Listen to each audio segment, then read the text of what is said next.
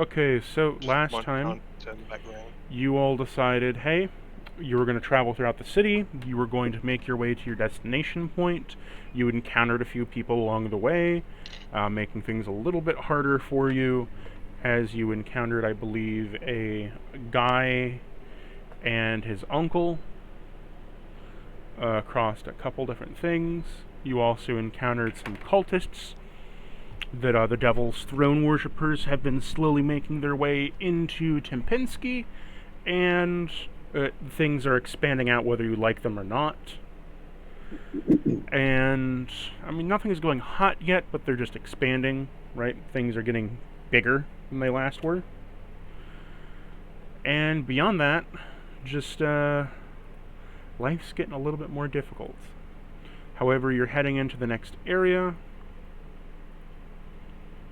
and now you are one day away from the travel point. You just completed a combat encounter with Lena and the guy. You got some caps out of it, and you were about to make, I believe, I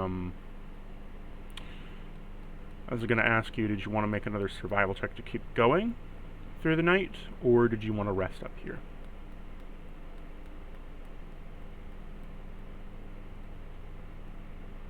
Well, we rested right before we fought the...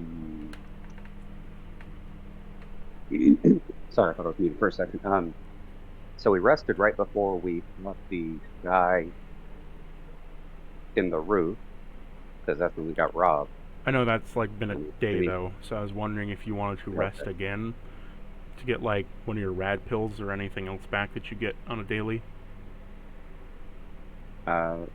Yeah, I'm good with resting. I know Jam said he was a little hurt, so we can rest, and we'll set up a night watch or whatever to try to make sure we don't get robbed in the night again.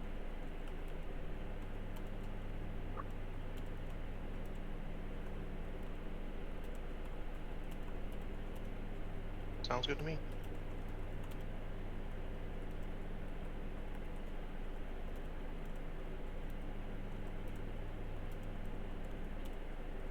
Were you guys going to go over inventory a bit, or now that you have everyone here?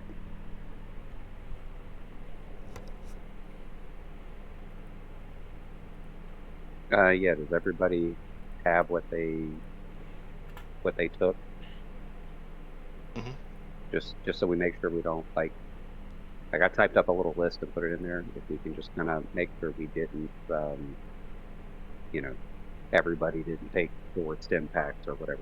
Just make sure we got the right number of shit.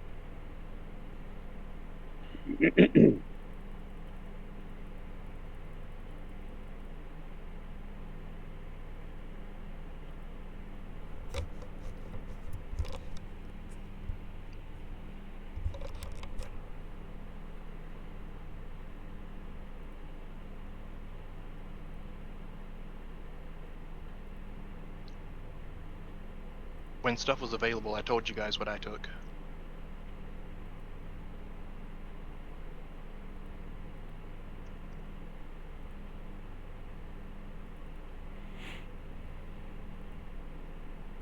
Okay.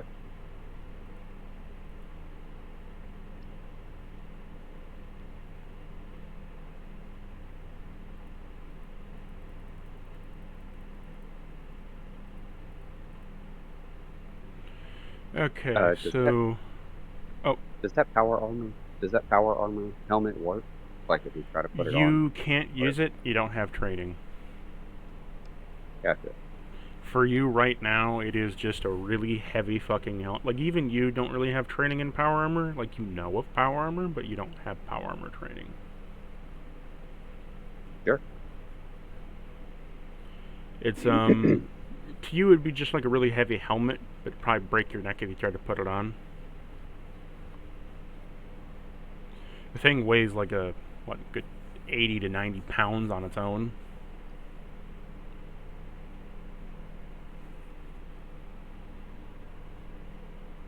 Okay.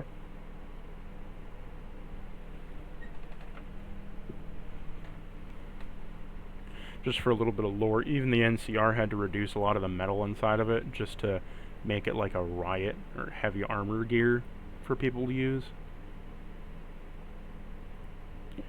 Just because of the sheer weight alone. I was gonna say though, if I can find it. Surprised you didn't give the whiskey or alcohol to Jams. Well, I just kind of wrote it all down. I figured we'll look at all that and see what will actually help people. I didn't have all the effects down until I made that list, and then I started putting it all in there. But I don't think Jams needs it. Now the wild sass, I think would be really, really good for Jams. I mean, the whiskey gives you might actually want to give the vodka to Lena of all people, because it's a +10 lockpick. The whiskey's a +5 to unarmed. The rum and nuka is a +10 to big guns. Okay, it's supposed to be rum and nuka. Okay. Beer is +10 to melee weapons. Well, you put, so in the items we got, you put rum and scotch, which are the closest I thought there was scotch, and there was rum and nuka. I meant to ask you about that. One minute. Typos happen all the time for me. Yeah, I mean, it's no problem. Rum and scotch, just take it as rum or scotch, whichever you want to use. Scotch is for +5 repair, and rum, believe, does... Rum and nuka is +10 big guns. Yeah, so take either one you want. Don't care. Wild sass is a +5 foot swing distance on melee weapons. Yeah, that was the one I thought would be really good for Jams to have. But that's going to give him that 10-foot reach. Let him mess some stuff up without having to be directly on top of it. The chewing gum.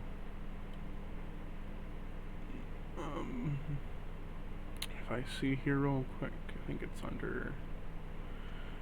So I didn't find chewing gum. I found bubble gum. Bubble gum, chewing gum, same thing.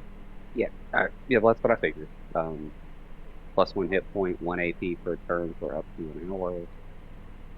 And you get back, I guess, 5 hunger as long as you're chewing it. Potato chips or potato chisps is +4 endurance. Yeah. Temporary. Oh yeah, I've got all that marked down.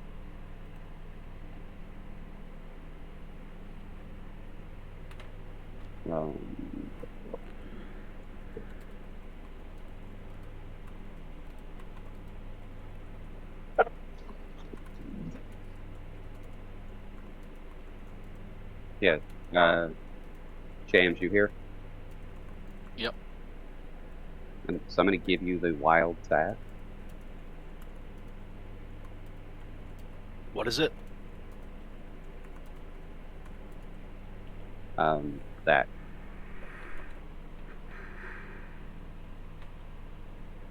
So you recover hit points. Oh, you recover a little bit of hit points over time. Take 12 rats, but it gives you +5 foot swing distance with melee weapons. You can ignore the 80 because of how much thirst it gives you. You're not using that system, and you have to read it off. You said, were you going to travel through the night, or were you going to take a rest and then walk up in the morning? We were taking a rest. Okay. So you guys heal up for your 40 in 4 times endurance, and then after that, you will start your trek forward. Roll me a survival check. Jams? I'm gonna auto pass. You still want me to roll it? As far as you are, I'll pass. I'm more just seeing the. It's just good to see the number based on Gotcha. what you pass, versus my roll for. I rolled a 32.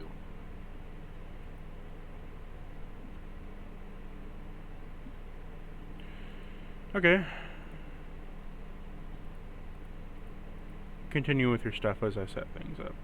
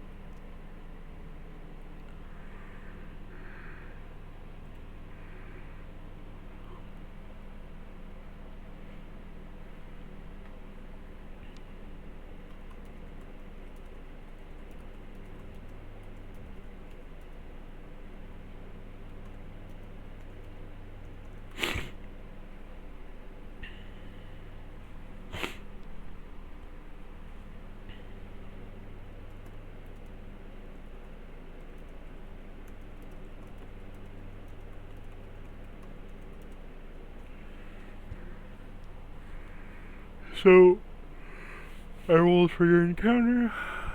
You've encountered a tribe of, well, not a tribe, a pack of super mutants.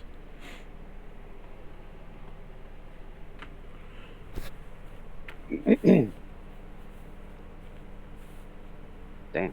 They're not immediately hostile to you, though.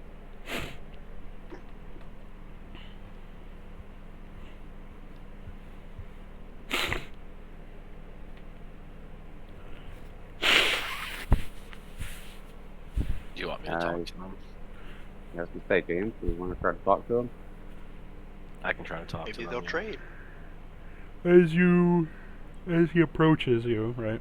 You see there's the big one who stands like 9 or so feet tall. Well, actually, that's just normal super mutant. About like 10 or 12 feet tall as he kind of walks up to you. And he says, "For who might you be? For we are a traveling brotherhood of super mutants."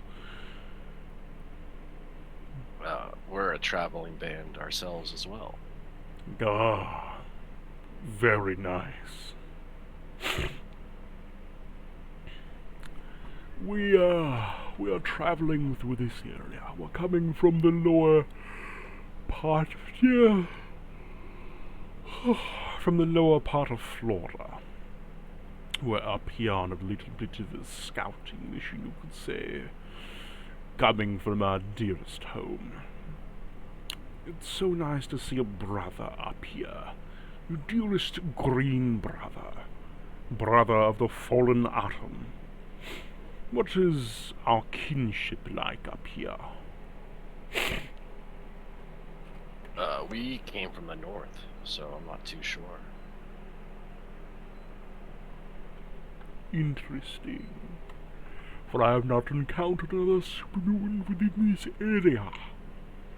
It seems rather barren. I've only encountered weak-minded cultists that I have to have slain. I hope you're not one of those religious fanatics, brother. No, we actually came across and had to fight them as well. I understand. For we are a tribe. We come from the Golden Kingdom.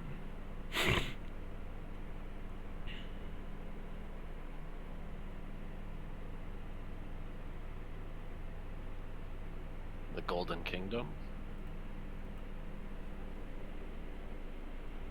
As I say that, I look through my notes furiously for what the fuck it was called.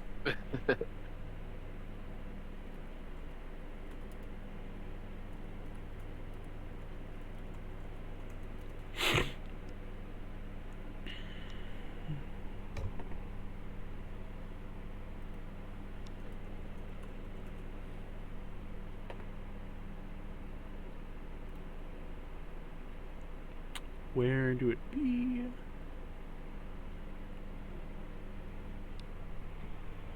Okay.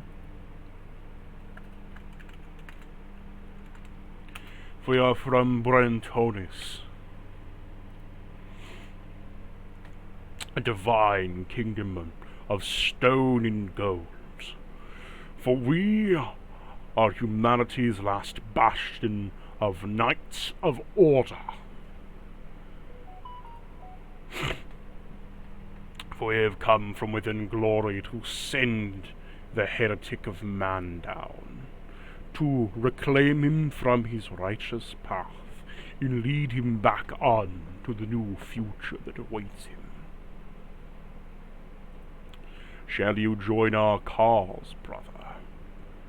Green of skin and flame of spirit, more faith than ever can be counted. Is this a religion? Well, you don't really think it is. It sounded more like just a province of place, like a province or some kind of place.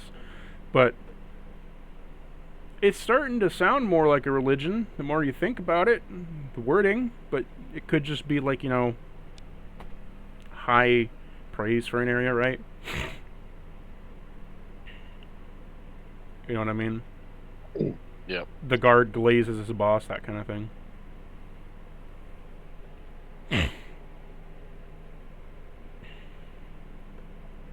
I'll look over at Sven.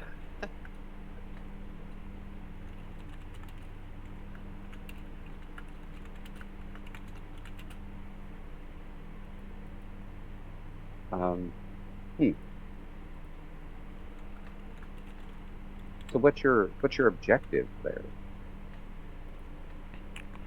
Whatever do you mean, small child of flesh?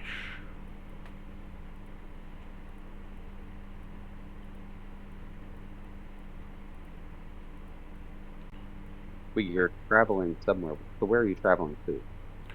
You said. For we are sent up here, further into the north. For we are to head towards Old Brinestone Graveyard. For we have heard of an outpost there, a stronghold of our brethren, our fallen allies, as we are to overtake the fortress of the graveyard, defend it to our last breath, and wait until Brentonis comes for us, sending reinforcements to make an outpost. Oh, okay. I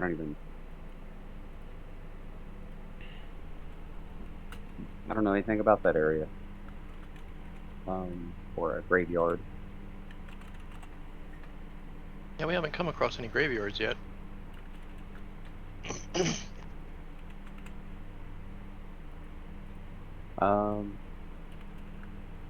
Yeah, I think we're gonna keep traveling the way we are. Yeah, there's a lot of those cultists around, so we're dealing with a lot of those people. I see, for we have killed a great number of heretic upon our advance forward, our swords soaked with their blood. If you are traveling in a similar direction as us, we are within the area. I realize that our paths have crossed. In doing so, might we give you some aid upon your advancement wherever you may go? These parts are quite dangerous. And given it is within my mission to protect humankind's fleshy small sacks until they can be blessed by our golden divine emperor.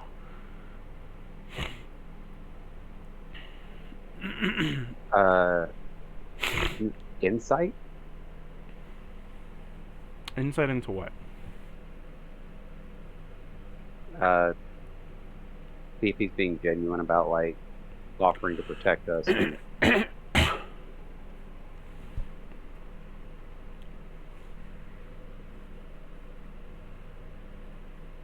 see if he's kind of being on the level of what he's saying to us. I'm still trying to figure out what he said. Like, He said that they would kind of escort us, if I understood him correctly. Yeah.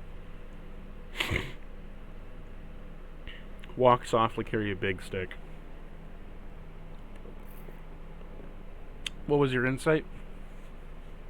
Let's see. 15. 15, you said? Yeah. He's wearing his emotions on his sleeve. He's being very fucking genuine right now, surprisingly. Almost to a fault.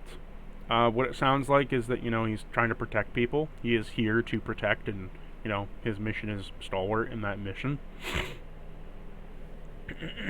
It's almost like someone ripped a knight out of, like, the old fantasy books and stuck it into a Fallout Wasteland apocalypse. Just this guy is green and wearing makeshift metal armor, and the other one usually rode a horse of some kind.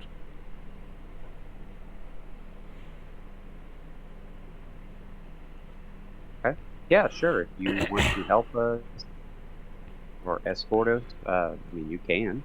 For Or if we you need to shall carry on escort with your you mission. for a minimum of 2 days' time. Until then, for that period is all that we can spare within our advance. And then we shall be on our way. However, the only thing that I may warn you of is once we are in battle, do not step fast in front of my sword. For while we are quite competent in being able to speak, once battle hits the front fold, all things turn to blood mist. All that awaits us is advancement forward into the trenches of war.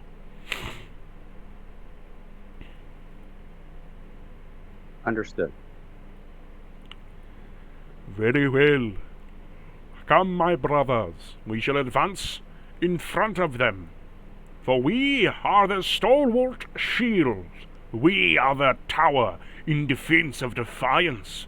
For we shall be the unyielding flame that goes into Atom's final breath. Come, my brothers, defend these last humans until their final breath comes. Defend them until all that remains is dust but bone and ash. For we shall make them their final stand, not forward or not here. Give them no quarter and give them their final judgment. For heretics are all that are blessed to us. Their blood shall soak our very souls, and our armor shall be the blessing that puts them within the grave. Come, my brothers, in green arms of holy fire. That's his little spiel to them.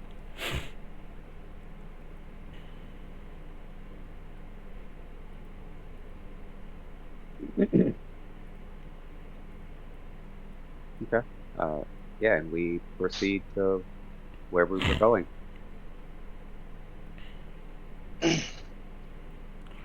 Okay, so as you begin to travel on your way, I will copy you to the next map.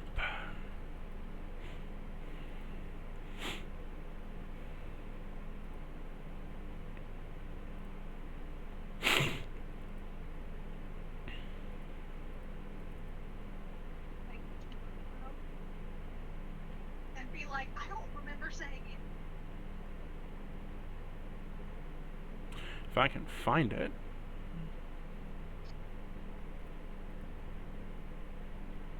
Is this it? Nope, that's the wrong one. Is this it? There it is. So as you come to pass upon this next area, you kind of stumble on the next okay.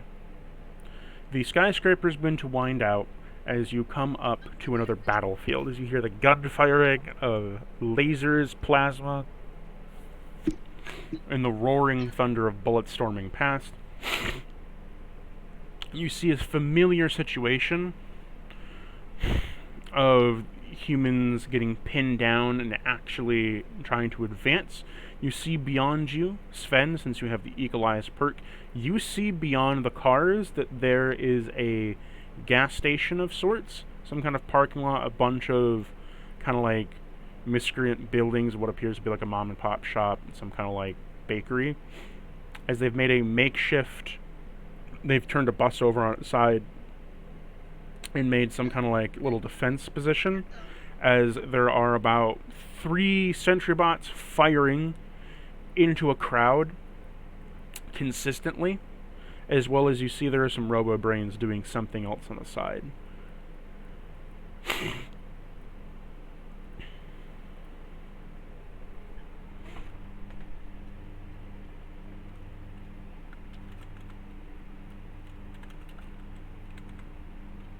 All right.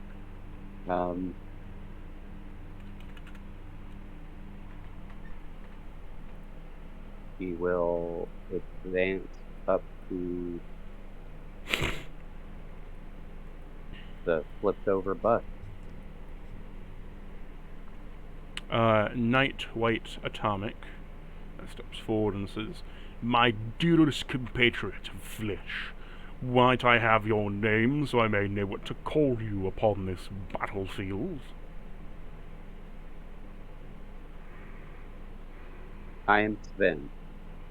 "It is a pleasure to meet you, Sven, for I am the Night White Atomic, but you may call me Sir Atomic."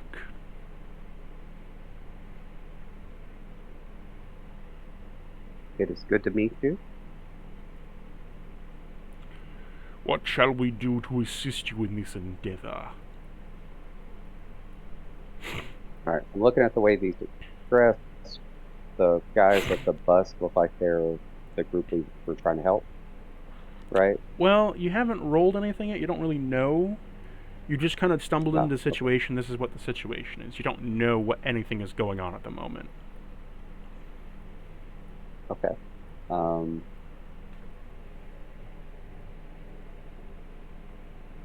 Yeah. Then. Do we recognize anything about the guys from behind the bus just from being able to see them? You would need to roll me a perception check because you're pretty far away. All right.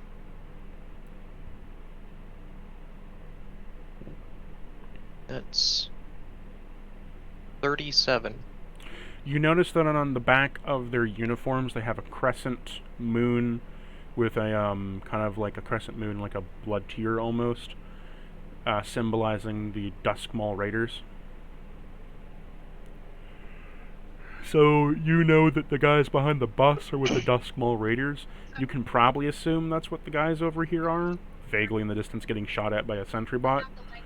But they're pretty pinned down. They can't really shoot back or fire back because it's just a constant onslaught of bullets. Roll me a investigation, Sven, to see the firing line so you don't get shot. 13.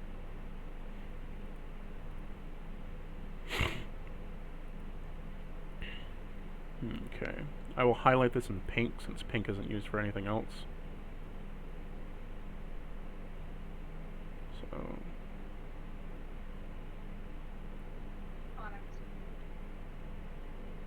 Make me drinks.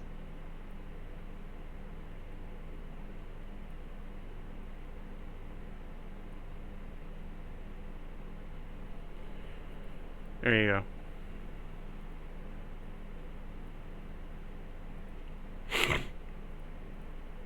That's the firing line for these guys. Okay. So there's a chance you might be hit if you cross over. You might want to, like... Because this is a, you see right here in front of you is a bunch of cars kind of stacked up with a tree next to it. So you might want to, Yeah. I don't like soda, so White Atomic. Stay here until we signal you. I'm going to speak with the other humans here. Make sure these are the ones that we're here to help. Very well. For And I if shall they are, I believe we'll have to kill all these robots. He holds you for a moment and he pulls out a flare and he hands you a hand flare. Break this flare and toss it to the ground. If such a thing arises and they are hostile, I shall rush in to defend you. Excellent. As he turns over to Jams, now, my dearest green brother, for it has been so long since I've seen someone of my spectral kind here in this area, as well as my adventures thus forth. Many of them have been rather dull and, how should I put it, only carrying of human flesh to feast upon like jerky or vultures of the sky. Tell me of your pastimes, for do you enjoy art, literature, or are you more of the battlements yourself? Yeah, I'm more of a fighter, that's for sure. Oh, excellent. Maybe I shall spar with you when this is all over and done with. A strength test of brother to brother. Sparring match, of course. Nothing to the death. The death is silly. I might have to take you up on that. Very well. And I just want you to imagine the, you know, the meme of, like, the black and white guy grabbing their hands together, just, like, seeing, like, over, like, a handshake, like, a... Oh, you know yeah, what I mean? we do that handshake. Yeah, like... if I can, find the gif. That's the best thing I've heard in a while. For death is silly. Yeah, this. For death is silly. One man should never fight another to the death. A sparring match is to test skill, not your wit of death's kind. If that were the case, then we'd all shoot each other. What's the need of swords anyway? But no, swords encase glorious combat. They show your skill with a blade. In best of all, they show your endurance and hard steel nerves of battle. One man should not hide behind a tube of iron, or one such as small that can deal out damage. One should only face the enemies in glorious, honorable combat, head first, charging into battle to slice them in two.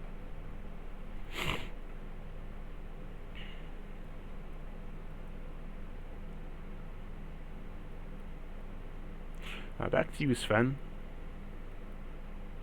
Okay. Yeah, I'm gonna. I rolled a sneak. I passed it. I'm gonna sneak from here to here. As you approach, you see that there's a guy in the robes who... I'm just going to highlight him. Yep. You see the guy in the robes, and he's, like, shouting at all of his men, "You have to get back in there. We have to fire back. You can't just sit here and do nothing." And he, like, fires, and he throws a grenade over the, bus. "If you do not fire back, we're going to be Swiss cheese. Do as I say, damn it!" And you see the men cowering in fear. They kind of like put up one of their guns and it gets shot by the hail of bullet storms as it's pointed back down. God damn it! Okay.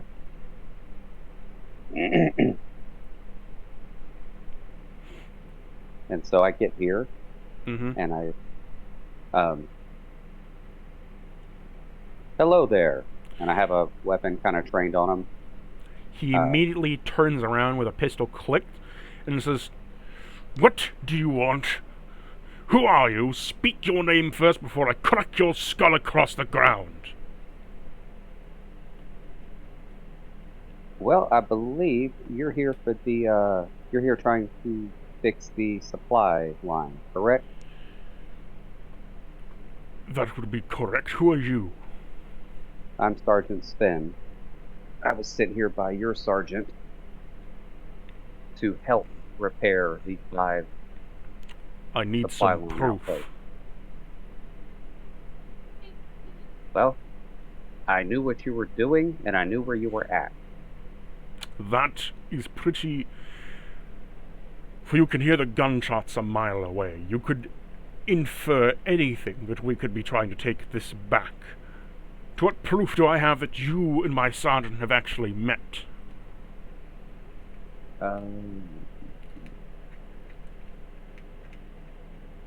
Everyone knows we control this territory. That's nothing new. I need something other than your word. Sure, I have these purple flares they gave me. Do you need me to Shoot fire one one. off to give off Yeah, our run your position more? fly. Shoot one into the air. Sure. I fire one off into the air. Seeing that it is indeed a purple flare of the same violent fluorescent color that is of one of their signal flares, he decocks his gun and sticks it back in his holster as he says, "Very well. I can at least hear you out. You'll have to apologize for the stressful situation.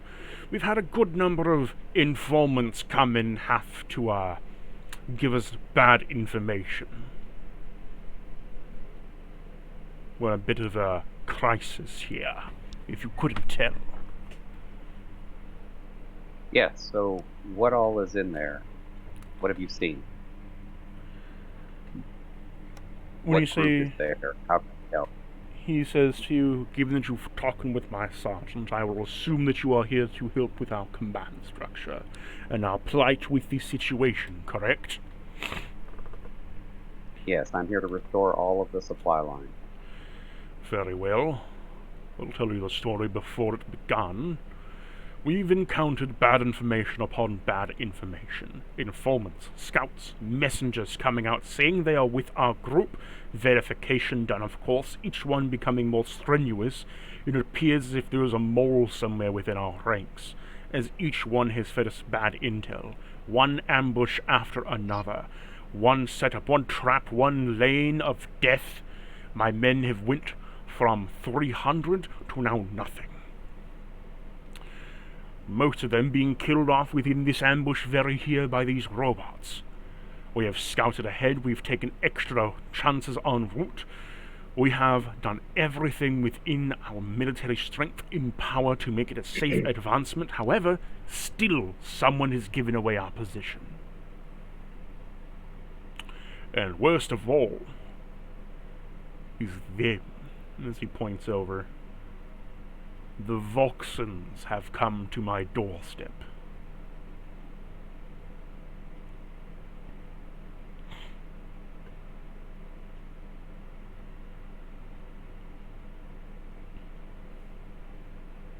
Do you know who the Volksons are or no? There were another one of the factions, weren't they? I Yeah. had them down. The Volksons are at my doorstep. Now, with a hail and flurry of bullets with robots and my shit cowardice men, we cannot advance, although I believe they're mostly shell-shocked. Trying my best to give them whatever I can to keep them forward and going. It is becoming strenuous. We've been under fire for 2 days straight, no breaks. And we can only hold this position because it appears that we've shot out most of the treads on the robots. However, those blasted robo-brains can still move, along with whatever guard he has. It's only a matter of time before he advances and slaughters us all. Well, I have some friends that could probably help break this line.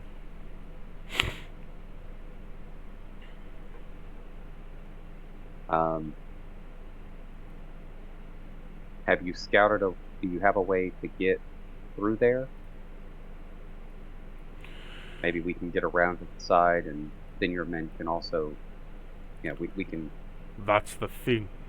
We Yeah, have we can flank tried them. several routes to get around them.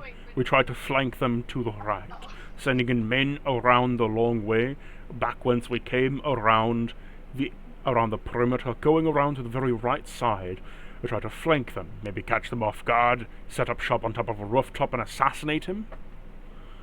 From a far distance, no, they managed to have an assaultron there on the outskirt path on the very rooftop that we were going to. That took 2 days. 2 days of planning and then sending off for 2 days of a march. They were assassinated like that. We had another group go off to the western pass, wrapping around the same side, going down further to the south to hit them up from the bottom. Again, An assaultron directly where they are unveiled itself. Now, I can accept that an assaultron should be posted behind or at least to the sides of them, but you're telling me that out of this labyrinth of concrete and constant work between us moving between multiple buildings, that they were able to outsmart tactics. You're a man of military strength. You should know how hard that is to track an enemy obfuscated by a concrete jungle in this mess and have a robot be able to seek you out on two sides perfectly, to know exactly where you're going and be exactly where you're going to be.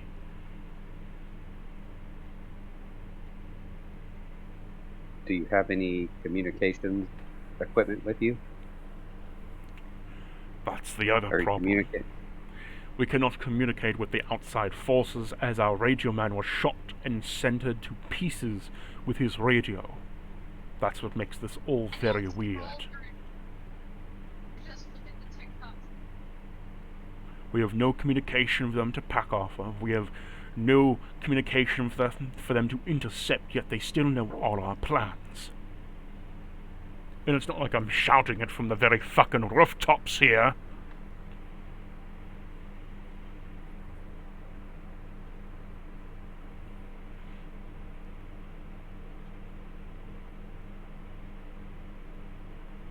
And so you believe it's one of your men who's signaling them somehow?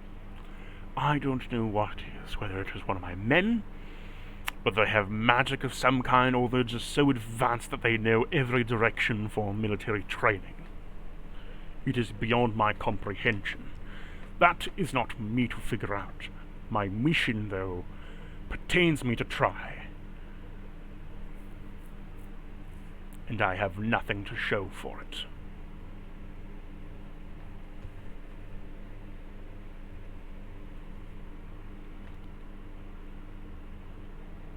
Okay. Well, I'm gonna I'm gonna try to figure out a way to get in there. When you hear kind of all hell breaking loose, that'll be your signal.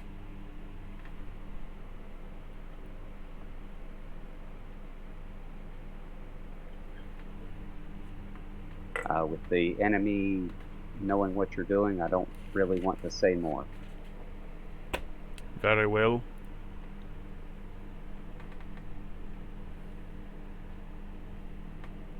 And with that, I leave. Okay. Okay, so we want to help the humans that are on this side of the road. There's a lot of big robots with big guns mowing them down. They cannot seem to break through the line.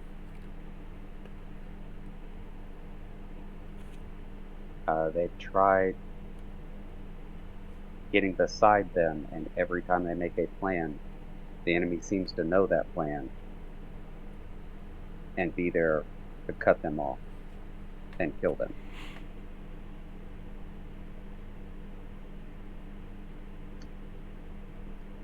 So, anybody got any ideas?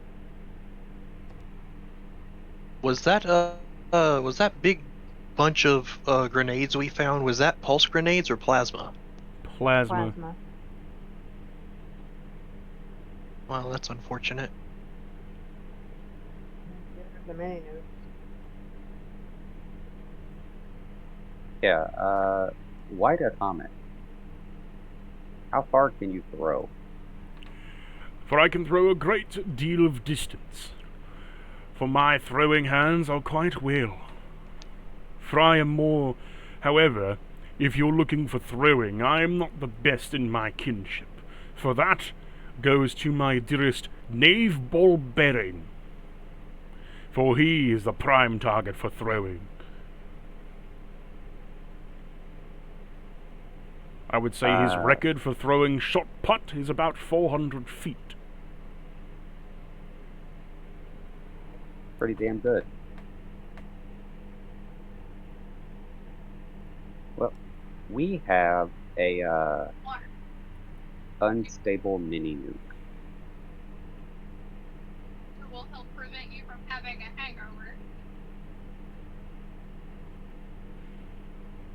If that could get thrown, the Sorry to interrupt you, Sven, but Yeah. well, if we blow up that gas station, is that what we're trying to reconnect? Yes.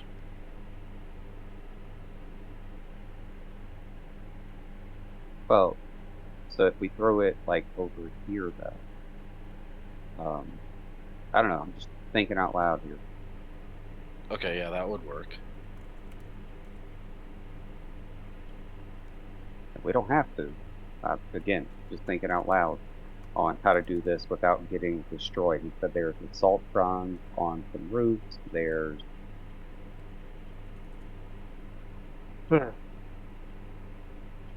I mean, he doesn't have to hit a person with that, right? If he, The whole point of the mini nuke, right, is that when you toss it, it is a big explosion radius, but it's not the... Like, the blast radius can kill you, right, but it's not the blast radius you're worrying about. You're worrying about the shockwave that comes after and the radiation that comes right after it. yeah.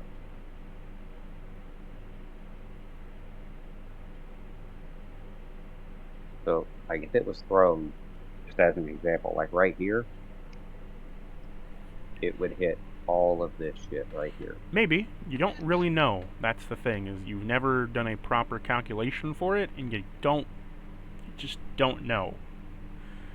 However, if Lena can pass a 2D100 skill check for explosives, then I can tell you.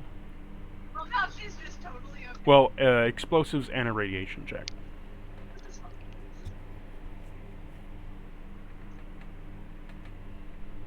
Okay, here is... That's not D100. There we go. Wall decoration. 81. That's not what I need. Yeah, that's for your explosive. So you roll Okay. 2D100, you got an 81 with your explosive skill points. 96. So you pass. Yay. Okay. And wall What's your radiation?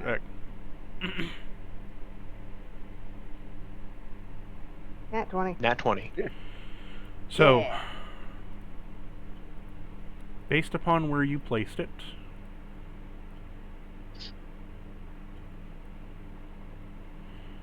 then the shockwave, Not the color that I would have picked, but it's not pink, so I'm okay. and then the radiation.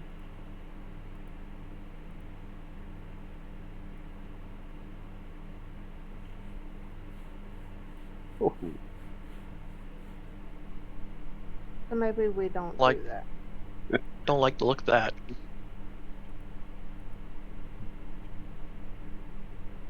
Maybe we don't do that. Those bad guys are arranged in a very, very... It looks like a smiley face, and it's not where a smiley face belongs. You saw that too, how the green smiley face of doom? Uh-huh. Look, That's I saw right. it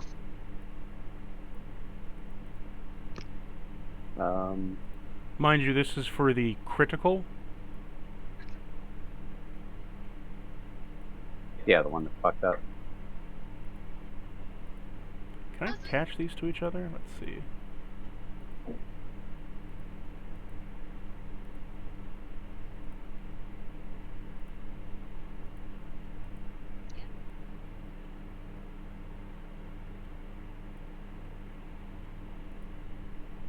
So we would have to throw this way back there if this thing.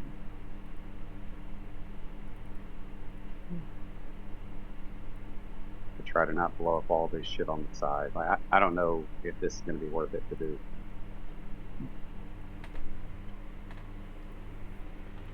Okay, well at least now we know. Okay. I It gotta- seems like the best thing that... Kind of seems like the best thing that nuke could be used for is if we actually decide to close up Mander's cave. You know what I'm saying? Yeah. Yep. Okay. Well, that's I mean, So we could that have plan- lob explosives like here, I guess. I mean, if you really wanted to chuck it, right? You could do like. yeah. I mean, you'd have to throw it way down here to get the radiation circle, not to start killing these dudes. But then we also need it not. Well, mind you, in that what gas you're station, but what that- you're trying to do is the fireball is what you're trying to avoid. Roll me a before I say any more. If you want to analyze the situation, Lena, roll me a. No, Sven, you're wanting to calculate this? Lena or Sven, roll me Yeah, a fine. barter check, as I'm equating barter to constructing. This was supposed to be the Sure. treatment room. Construction, kind of, you know? Yeah, I passed. So. And then Lena, roll me an insight check, Lena.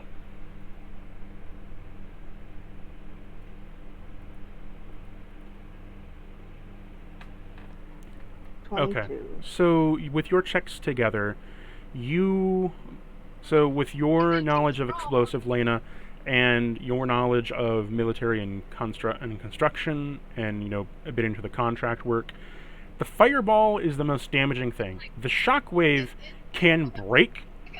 It can break stuff, but it can only break stuff on the surface.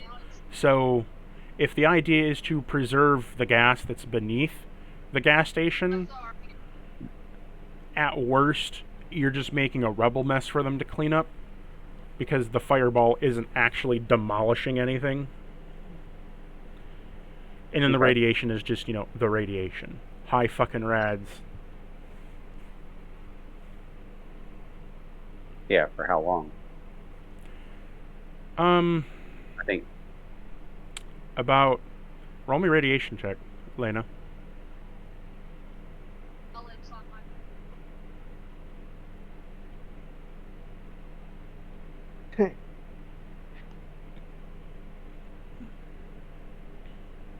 That's a 9. Sven, you can also roll me one with disadvantage. sure.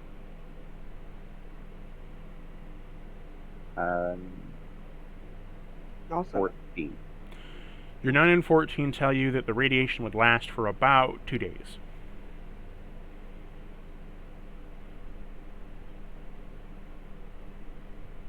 okay, so we nuke this place. we There leave is something enough. else for 4 days, and then we come There is back. enough buildings in the area that the heavy metals would hit the skyscrapers and shit before it lands to the ground. It would still be a problem. There'd still be a lot of radiation in the area, and it would livable in the sense that you could get through it and get work done in there, and you'd probably have to take maybe a Radex going into it, but you could do it, right? It's doable. It's not the worst place in the world. It would just make it very uncomfortable to live in. Your words. Tell him to pull his guys out over there. But then they'll know. They'll know something's up. They won't know what. That's true. Yeah.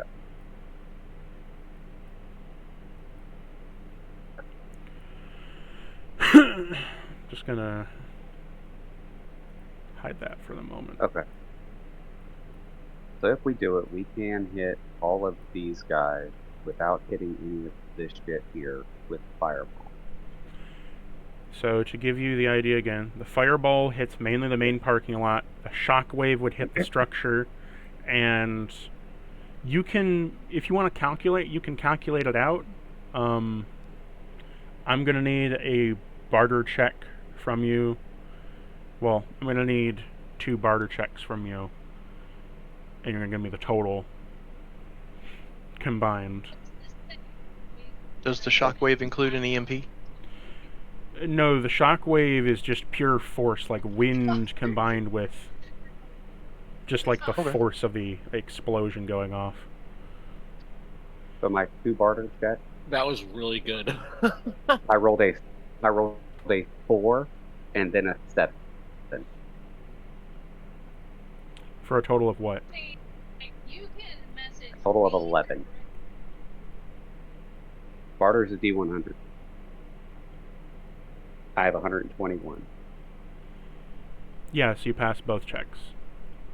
Well, Yeah, by a lot. roll two. I rolled Yeah. a damn 4 and a 7. So, you theorized that if you were to place the,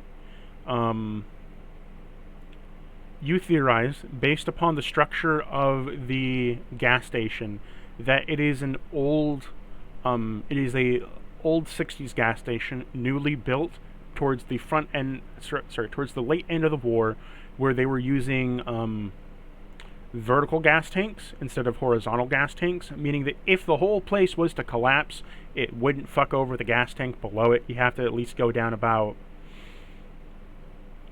40 feet below the rock of the surface of the concrete before you hit before you hit the gas tank. But it's made to. So here's a bit of interesting history for you. So gas tanks before were stored longwise, right? Were stored longwise in the ground, but they were more towards the surface, and as time went on, they went them deeper and deeper. However, at a earlier stunt, what they did is they tried to make them more horizontals up and down, right? I never claimed to be lady. I am most definitely. They would store them. Yes. They would store them horizontally, and they would section them off into thirds. And what they tried to do at the time, it was kind of effective. It also kind of made it an issue worse.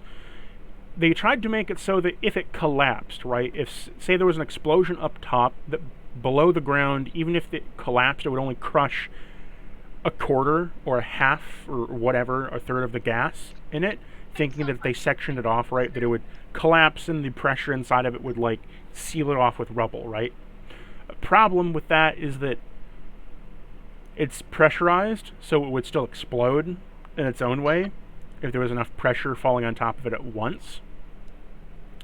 Anyways, that is to say, though, that you know that based upon this gas station, it is built out of concrete. However, it's been so withered over time that it, combined with any of the reinforcement and cheap fucking construction of America, the whole thing wouldn't cause an explosion from beneath. It could fully collapse and be fine. You just don't want to get the fireball in it. If you got the fireball in it, then it goes up in smoke and you'd be in a much worse situation. So realistically, if you wanted to, you could probably put it right here and still be fine. Because this is the gas station. You'd be right on the edge of the fireball, but you could do it. Or like, right here.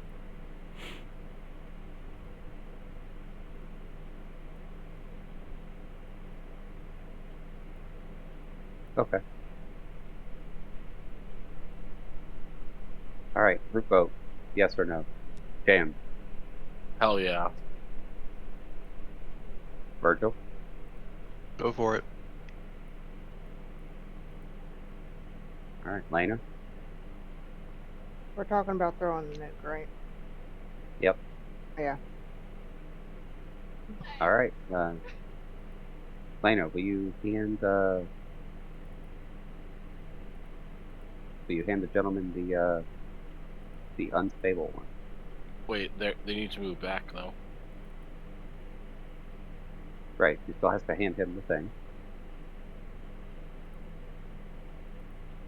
I hand him the thing.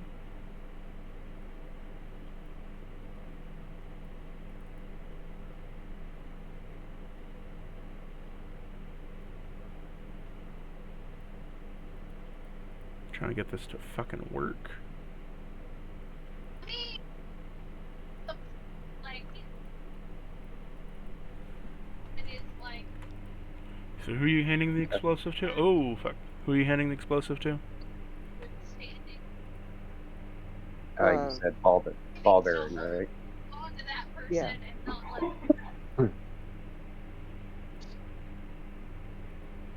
Okay, before we continue. Yeah. Okay, so as you are all prepped, who are you handing the mini to? The ball bearing guy, the one that can throw really well. As you're giving him the subcritical one, right? Yes. Are you going to inform your guy? Yes, be very careful. This one is kind of wonky. Knave Ballbearing looks at you and goes, That kind of side eye fits then. Ah, yes, Sir Ballbearing, for I understand your plight. Yes, it is quite a predicament, isn't it? I do hope those tiny human flesh sacks can get to safety.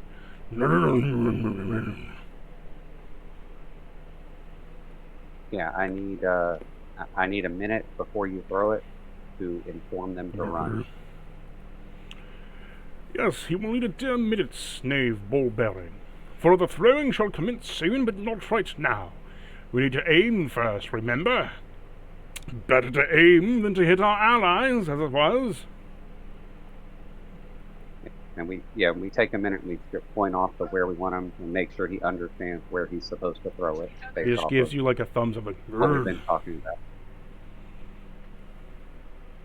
about. And then I run off and try to sneak back up here to these guys. I pass the sneak check to make my way up here and explain to him that in 30 seconds I want them to run behind this building. Where did my guy go? He's up here.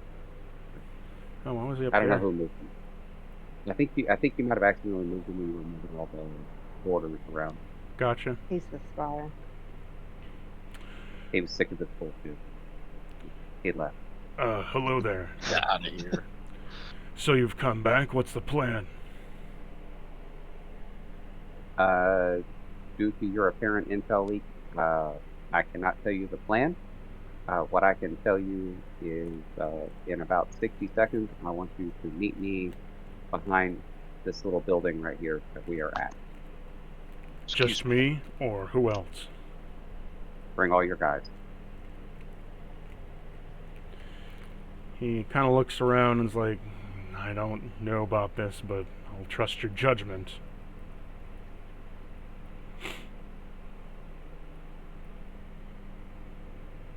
Okay. And do I need to run over to the other guys and tell them? He'll say, I can handle my men. Just give me a little bit of time. He quickly pulls Okay. out like a piece of note paper and like he jots down a quick message, hands it to a guy, and he slaps him on the back like he's going to be a runner. You see him run out, and then immediately get gunned down as one of the central banks goes, and just a hail of 300 bullets passed and grind him to Swiss cheese.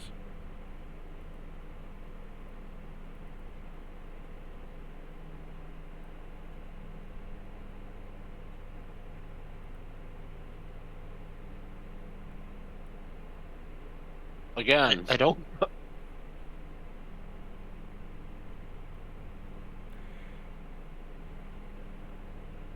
I don't think it worked. And Captain, Pat's do you another have one a- of his. Cap- Looks at Cap- you. Cap- do you have a signal for retreat? We do, however, the men are just as shell-shocked over there as they are here. If you gave your men the signal to retreat, would they do it?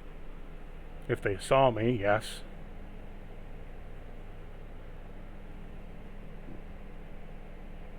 I don't know how we're going to get from here to over there. I think your best bet's going to be to tell your men to retreat. And then we will attempt to make some progress in this. He kind of steps out this way and loads a yellow flare as he shoots it directly into one of the wounded guys. As you just see it go, pshing, as it hits one of them, engulfing him in flames.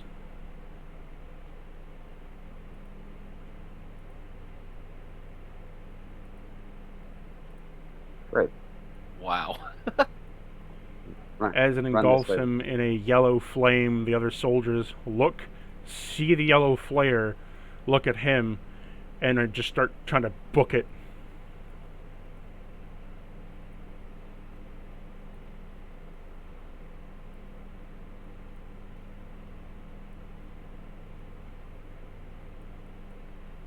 Yep.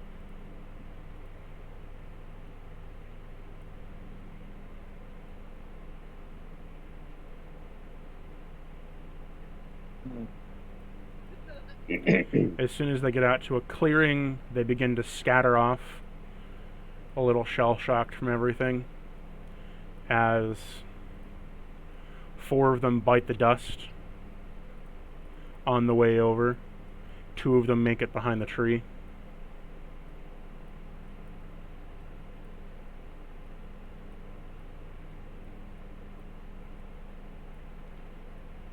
The others manage to align themselves.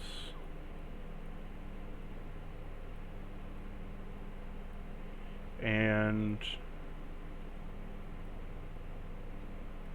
get behind cover over here before 2 of them are shot out from the kind of hailstorm. Again, kind of shell-shocked. Both of them kind of desert a bit halfway through over here and get stormed. Knee shot out from before them, and then they hit the ground, bleeding out and dying. Seems this is all the men I was able to get out alive. I look back and I tell ball bearings now. As you throw the mini nuke, he chucks it deep into enemy territories. You see it fly through the sky, and like you just hear the whistle of it going, and it clicks, and boom! As it goes off, you hear a earth-shattering explosion that rattles your bones from inside your body as you feel as if your chest is about to explode outward and hemorrhage from the sheer shock power alone. The fireball. So I need to roll for this, and this is going to be a lot. I'm going to do it on a public roll so you can see how fucking high this is. An earth-shattering kaboom.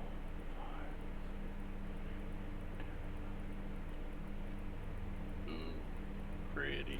This is just for the blast, because it's subcritical, right? So it's the most damage possible. The Well, what the fireball. fuck?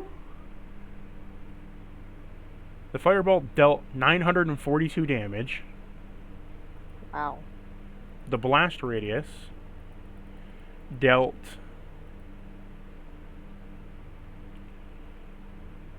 491 damage, and everything in that area took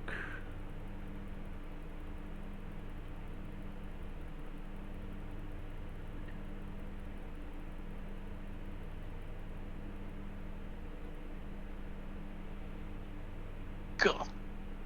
Good God. 2,571 rads.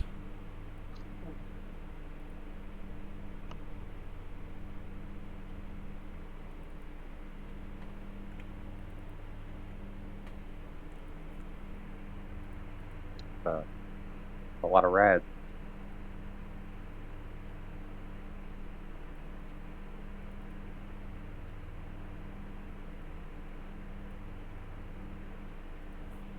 Let me just put that there.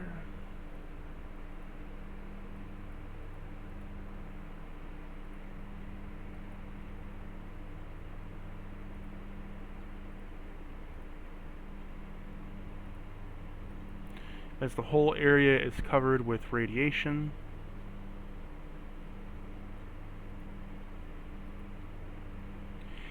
You see from the fireball that this whole parking lot has been liquefied to a lake of molten rock and slag.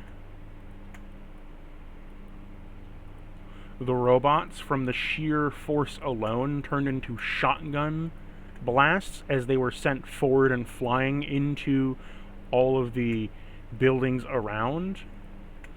And the gas station crumbled.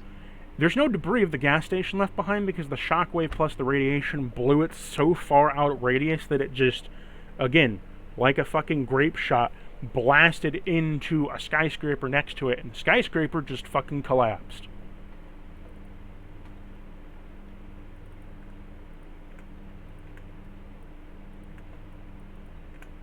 The radiation was so high that it killed the robo-brains even through their metallic and gel resistance. Overheated the fusion cores inside the Mr. Handys inside to completely melt them. Oops.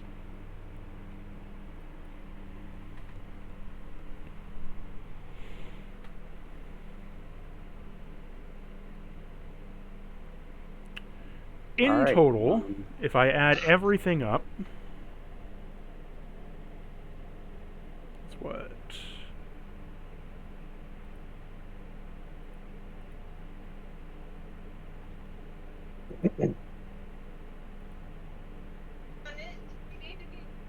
Just doing it for the reroll for damage calculation.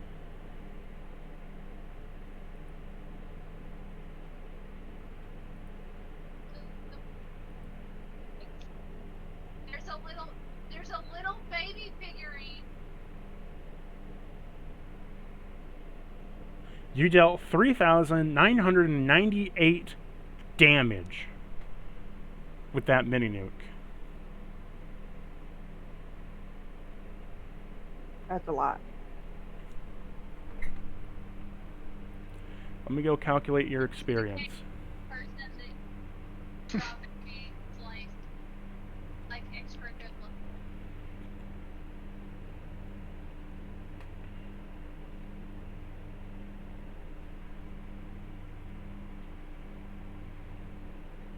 Now, see how much damage we did to those enemies. Just think this whole time a child's been walking around with that in her pocket. Got two more. Well, No, not just like that one. These are not as strong as that. this one was subcritical, so it was like 3 times the damage, but Yeah. But they still do a fuck ton of damage. I mean, 3 times the damage. So, sorry, you would have only done like 1,000 damage. Oh no. Oh no, 1,000 damage? Ooh, scary. Hey, Virgil, how long do you think till we can go in there and do what we need to do? Sorry, what? You're good with creation. How long do you think until we can get in there and do what we need to do? We had some rough calculations, but there's check our math on this.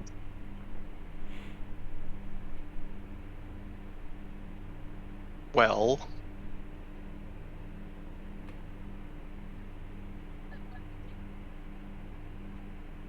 Yes, it's very TV-like.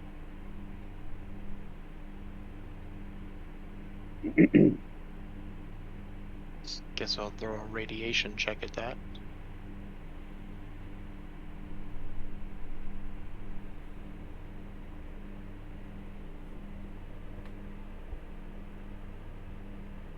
$25. Yeah, hang on to that so he's ready for it. Yeah. Okay, so calculated your experience.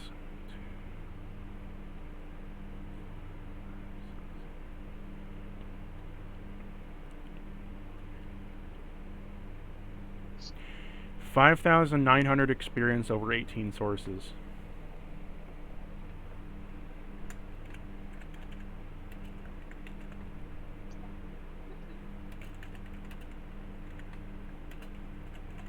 repeat that number again. 5,000 I what? texted it out in Wasteland chat. 5,900 EXP over 19 sources.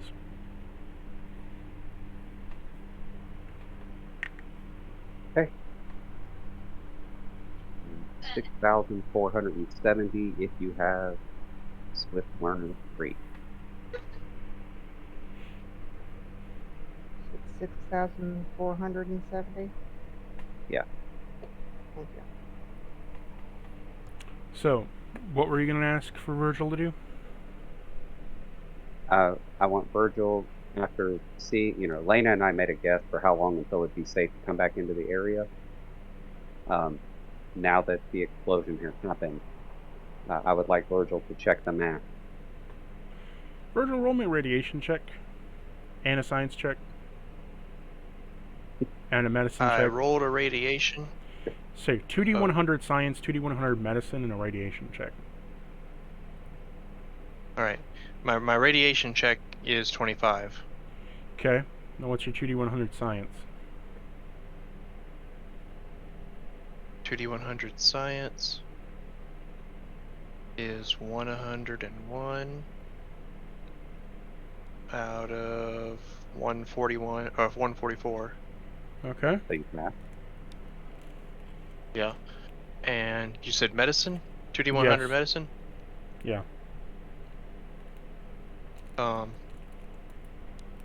That's an auto pass. I have 240. Okay.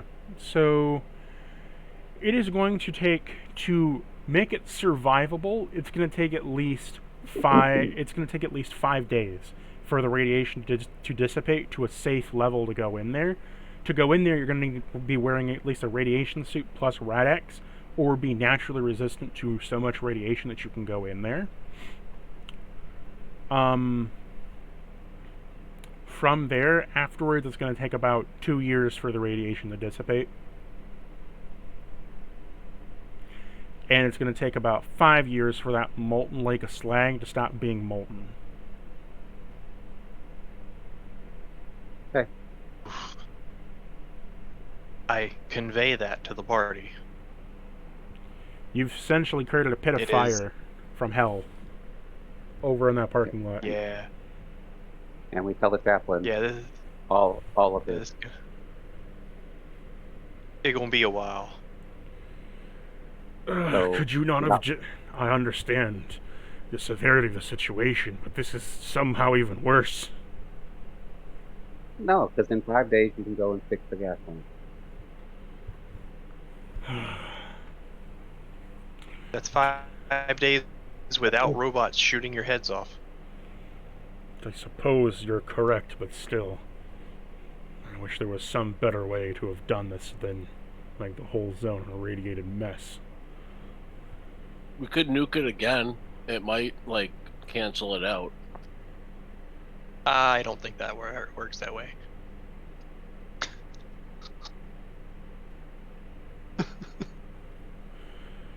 I don't know. Lana, what do you think? Sir Atomic pipes up and says, "My dearest, for my green-skinned brother, sometime you'll have to come to Burtonis. And if you do come, you'll have to sit within our radiation tubs. They're quite the nice time. Some call it an old-world jacuzzi. You fill it with a green goop that we get from these vats. Bubbling with all the atomic fire that one could stand, you sip your little bottle in, and the supple little green flames of the atomic life spit at your skin and roast you from the inside around. It's a very warm thing. Very nice for a long day's work to loosen up those muscles."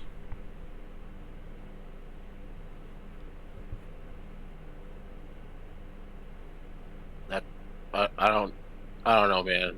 Radiation and me don't go well. You said the radiation is quite high, correct? Yes. Would you trust a super mutant as myself to waltz in there and take a gander at things? After all, radiation is of no concern to me. I am called White Atomic, after all. Sure. I relay to him what I believe we need to do. Is that something that's in your skill set to repair, or do we need to wait I until the could- radiation dissipates? I could certainly give it a try. Well, if it's not something you're pretty good at, we can wait. I'd rather, we need to make sure this Nonsense. works. For I am a man of my word, and I said that I would help, so I shall help the best way that I can. Well, you did. You killed all the robots. Yes, that's my knave's ball bearing did that. I can go into the radiation. At least I shall check it out. If I cannot do such a thing of repairing it, then I shall come back out. Sound fair enough, Sure. tiny flesh human? Sure. Sure. If you find anything useful in there, bring that out as well. The chaplain is just astonished that you're talking to like a fucking giant super mutant when all they've seen are super mutants that have like killed their entire people. Probably really freaking out that I'm borderline giving it command. Yeah. It's like a whole new... He just slips into the radiation, and then he slips out, and he's like, it's a little toasty in there. One moment, to take my medication. As he grabs a fusion core that he has, cracks the top off it like it's a beer can, and chucks the core down his gullet. You briefly Damn, why see can't you do as... that? You briefly see as like a bunch of radiation spikes come out of his body, similar to what you saw of the ghoul berserker. A bunch of like just like uranium spikes and shit, or what appears to be some kind of element of it, as he just walks in and glows a bright green.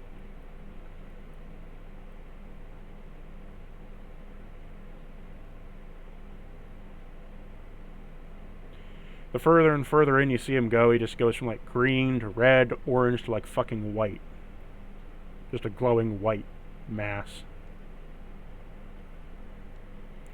He gets here, makes a check. What's your insight? What's your investigation looking like, buddy? You pass.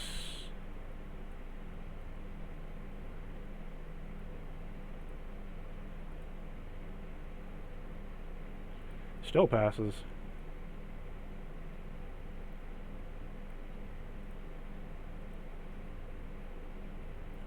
Passes again.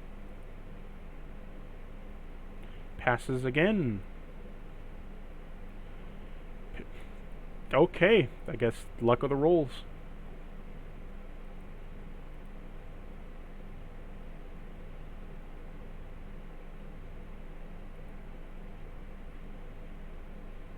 So I wish you to know that he has a 50 across the board in most of his skills, right? For just skill end result, right?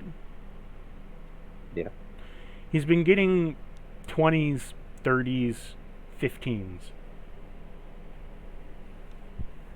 Nice.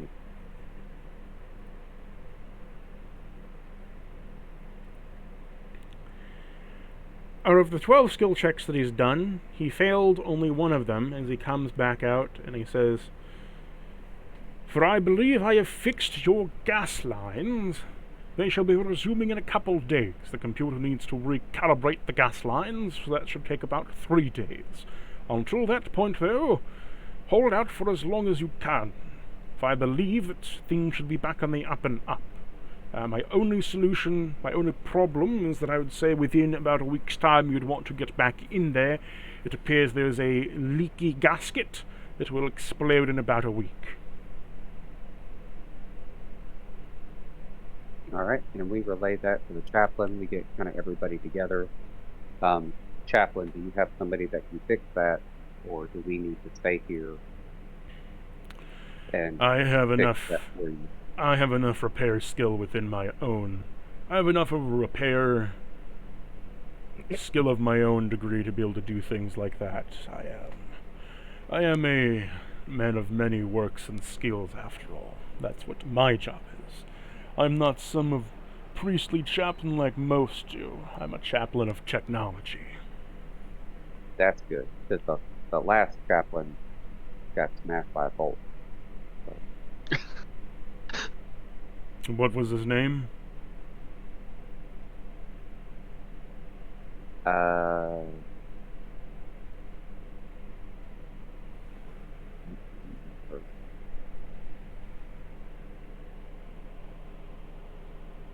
Nope, I don't remember. Roll me a history check. Sure. Um, 15. I don't remember his name either, but I'm just going to say that you do. And so, Yeah. That guy. as you explain him, he says, "Oh." The chaplain looks very saddened. He says, "It was one of our best cooks. Ah, well, He a made a behemoth threw like a whole building on it. That's a horrible way to go. You should have tried some of his radroach biscuits and gravy, or some of his special rad scorpion steaks. They were phenomenal." James here is an excellent cook. If you have stuff, and we could cook it. We could cook something and eat. You could reminisce and think about your friend. You're offering him a meal? Yeah. So you're going to sit down and have like a potluck meal, essentially? Yeah. I have to eat. Well, if that's how you feel, I guess we can reminisce and camp out for the night and celebrate what we did win after all of us still being alive. I can talk with one of your specialists if he's into tech or of that nature of the technology of the old world. I can lend a few pointers. Yeah, that's Virgil. Hello. Lena's really good with explosives and energy guns. I specifically specialize in genetic and human augmentations. Oh, okay. I am a biotechnology expert. While normal technology can be cumbersome, I help out the Duskmaul Raiders with their medical division, keeping things in order and keeping soldiers fighting onward. Oh, okay. I just kind of chuckle, and I go, "Yeah, we've kind of been forced to become experts on that subject as well." Um,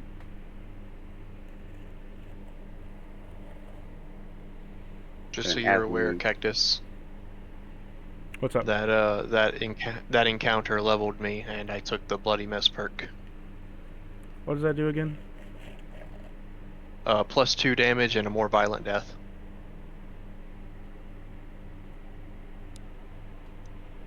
Okay.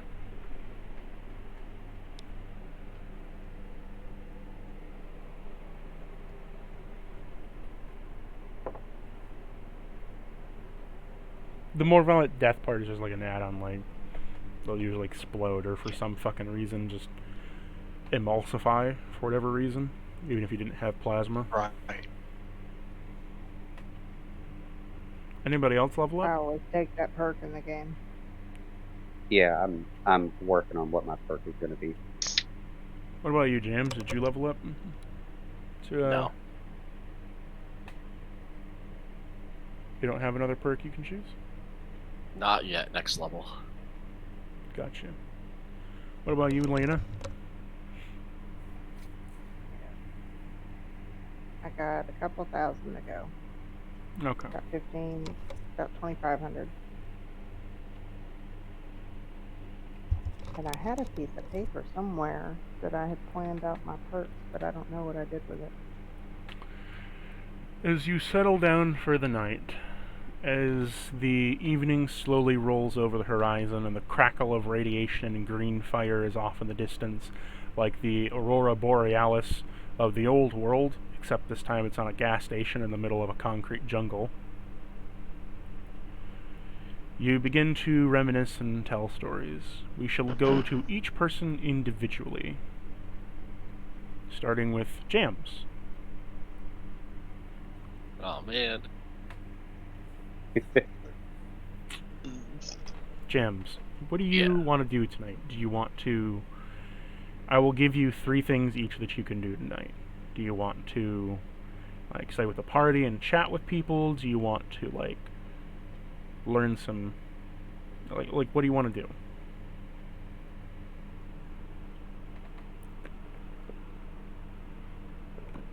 Yeah, I'll chit chat. I was gonna cook too, I guess. Who do you want to chat with? Um, I'll chat with the super mutants. Captain White Atomic or the other ones? Yeah. Yeah, I'll chat with him. Well, hello, my dear green-skinned brother. For what brings an atomic flame like you to me upon this evening in this night? Yes. So that place you're talking about. Ah, my dearest place of Brentonus for my birth. What about it do you wish to know about my grand home city? Could you like point it out on a map? I can, however, it is one section below you. Okay. Like, that is the next map kind of thing. Okay. But Yeah, it's I'll south. have him like point it out to me.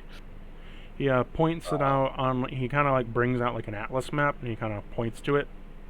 For this is Brentonus. It is a marvelous place, filled with what I can only describe as brotherhood beyond the ages and years. For our dearest emperor, the golden man himself of the dearest armor and the best that can. For his name is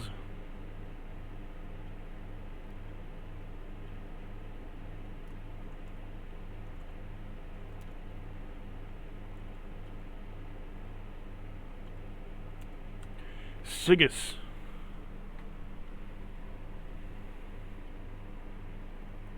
Well,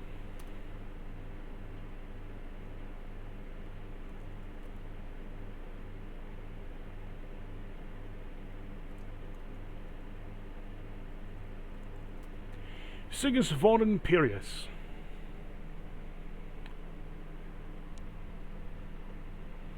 For we nickname him the Golden Paladin, or the Golden Ruler, as he sits upon his throne and rules all of Brentonus, as he watches over us with his holy light and his holy fire, cleansing this world of the heretics, in coming with two things of two tenets. Religion is outlawed, for all things are to be based within science and knowledge.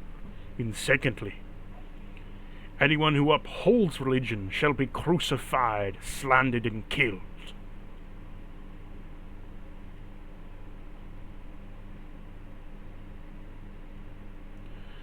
Beyond our bloody war with religion within the old world and the new world, Brentonus is a country of, I wouldn't say country, rather a city of people which value morale and combat of the melee variety. We have a great number of artisans, but most of all we are trained individuals of combat and war. Our main gambit is crusading. We crusade, war, and constantly have a battle going. We are what you would call a war economy. There's always a new threat to fight down in the south. Many cultist groups and many heretics to purge, always making nasty little endeavors and factions as they grow.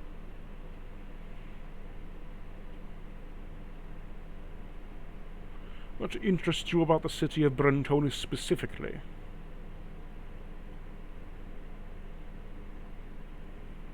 I just think it's cool to see a city of super mutants. Yes, we do pride ourselves on that. We forged together out of a need of necessity, and with that we educated each other, building ourselves up, educating and re-educating, filling our brains with the knowledge of the old and the new world.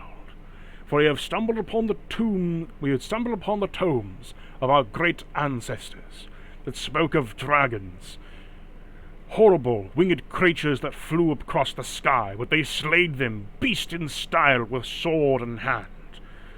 Knights of various rescuing princesses and country alike, dashing against demon and ilk of the heretic, cleansing them from this very birth of the earth. As he picks up a hand of soil and then clutches it in his hand. For we shall defend humanity, even though we are no longer human ourselves. That is our duty. For we are stronger than them. We have more resilience. We are more akin to this world. And thus we should be the ones to sacrifice ourselves for it.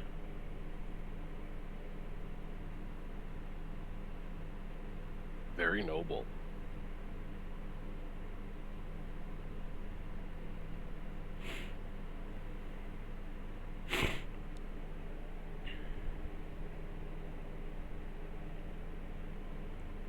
Anything else you want to know about the city? I say country, but city. That was a pretty good rundown of it. Okay. So you also wish to cook? What do you want to cook for the group?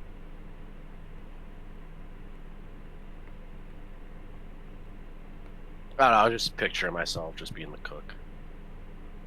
Anything you want to cook in general, or just a general cooking? Yeah, just like a potluck, like you said. Okay, roll me a survival check. I pass. So you managed to cobble together some of the meat that you've had before as you diced up in different chunks, and you make a mystery stew. As you just get a bunch of like meat together of various different kinds, salt and season it with enough to make it so that each of them kind of taste the same. Texture's a little bit different between each piece, right? But like, it's a stew. You make a couple different pots of it. One spicy, one normal, and one somewhat savory and sweet. You mix this with some... You kind of make a... like little... kind of almost, like boiled dough. You get little bits of dough and you boil it with potato starch. And you make like little gnocchi almost. With chopped up rad potatoes and such. Damn, sounds good. Do you want to mix any chems into this?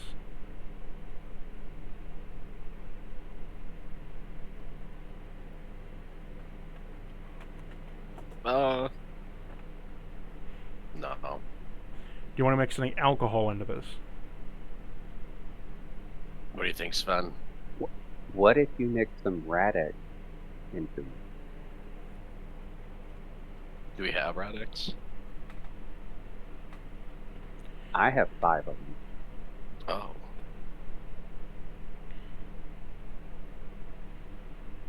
You could. Do you want to? Yeah, we'll mix some radix into it. You crush some of the radix pills, say you take all 5, and you mix it into the stew to feed for everyone. As you spend the 5 radix crushing it in, you mix it in with the gnocchi to make it sort of have like a powdery, more like a powder starchy texture to it. In doing so, do you wish to add any other chems to this? You can add 1 other chem or 1 bottle of alcohol.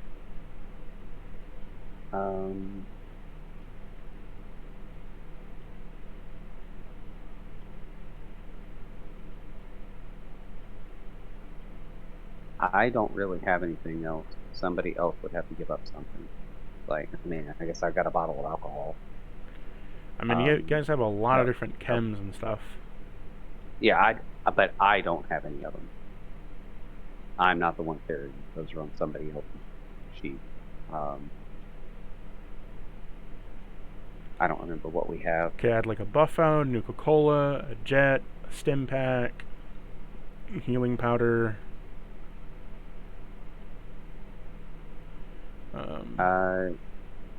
Yeah, who's got some healing powder? An antidote,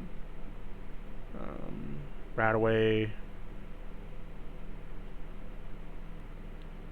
I have 3 healing... No, I have 7 healing salves and 2 healing powder. Alright, why don't we put some healing powder in there? Alright. I hand the 2 healing powder over. As you dump the 2 healing powder in, it kind of adds as like a thickener almost.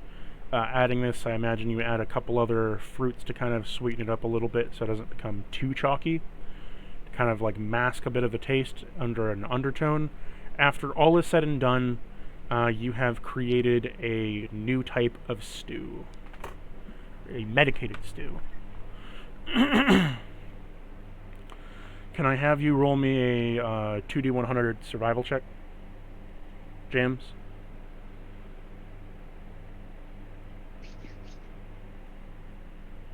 Do you pass?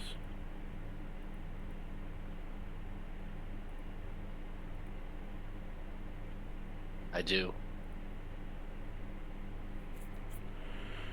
Okay.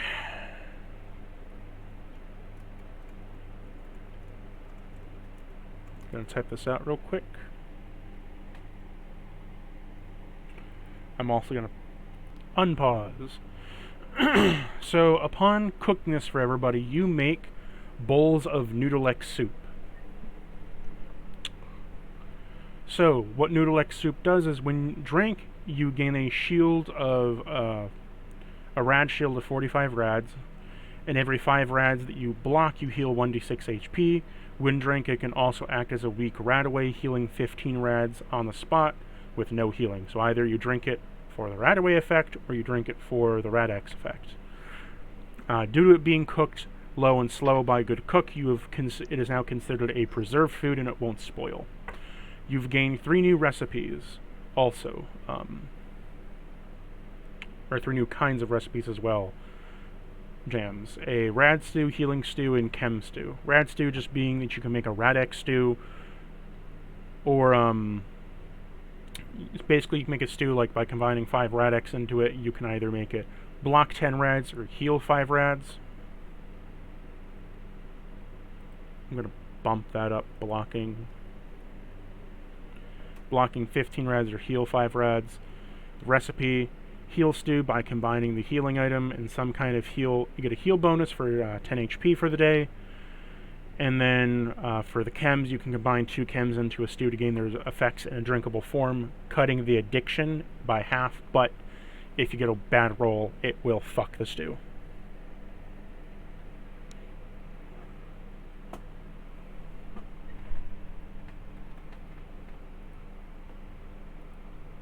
It's awesome. What is the last thing you wish to do for tonight, James? I don't know.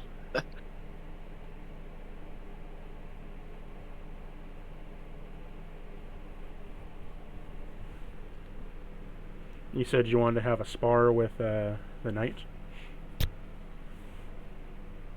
Oh.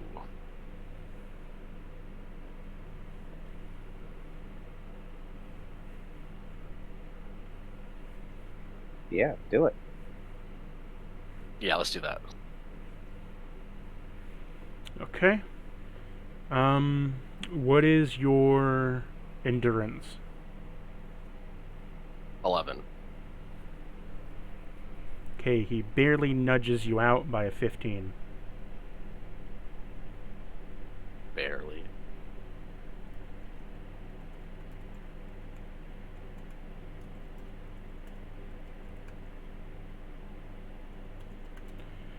But you did learn something.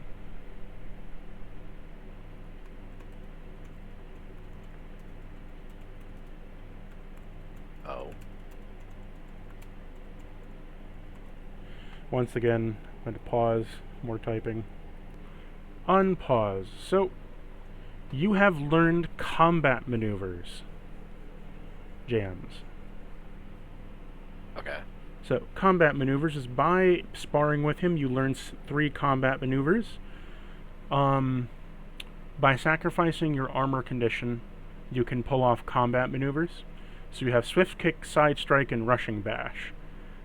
30 on your chest, 40 on your head, and then 20 on your chest. These can be taken at any point in your action, or like in your turn, right? It is meant to assist you. So like your swift kick, 30 on your chest, you can push a foe back 25 feet from you. Side strike, 40 on your head, plus 1 AP, you can attack, get an opportunity attack essentially on anything that comes near you. And then rushing bash while you're moving. Say you choose to move and there's going to be something in between you and it. You can strike it as you go past by sacrificing 20 for your chest.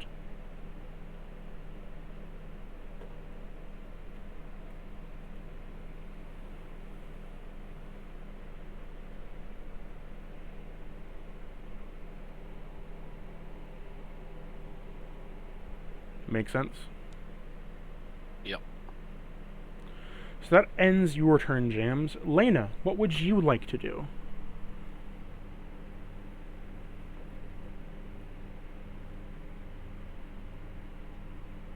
I can. Sorry, I was making sure I wasn't muted. I cannot think of anything that I really need to do. Do you want Oh, to dog. play with Ringo? Sure. Roll me an animal handling. Can I help her since it's my dog? Sure. Get a +3 on your animal handling roll. 8. Well, you get a +3 then. Uh-huh. Oh, wait. So D20, so go to your animal 13. handling. Sorry, math. 13. 3, okay, 13. You want to do anything else with him? I mean, you're playing with him. Do you want to give him some affection? Yeah, Or I'll do you climb wanna- up on his back and scratch his ears. Okay. While you're bonding with him, roll me a,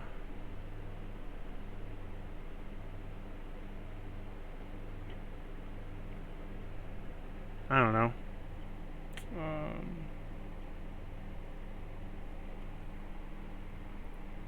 How much time do you want to spend with him?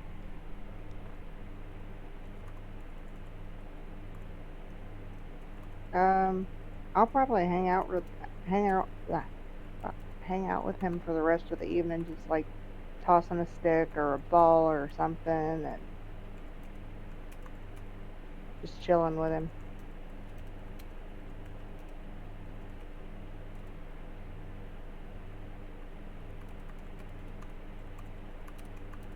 Or can I mess with the scorpion?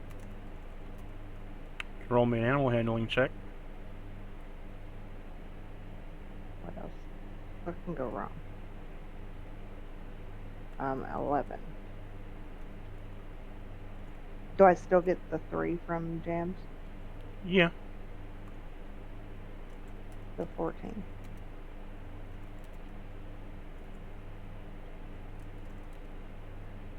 You have made friends with the scorpion, but he does not want to be touched, and he just looks at you.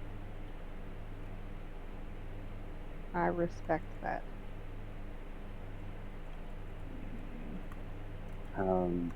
Something you could do is you could go look in these buildings up here. The ones that are not irradiated. Didn't collapse. I know you're struggling to think of something to do. Yeah. Yeah, I'll go poke around in there. This building here. There's a bunch of cars stacked up, but you can definitely search that if you want. Okay. When you stumble across it, their doors are locked. Roll me lockpick.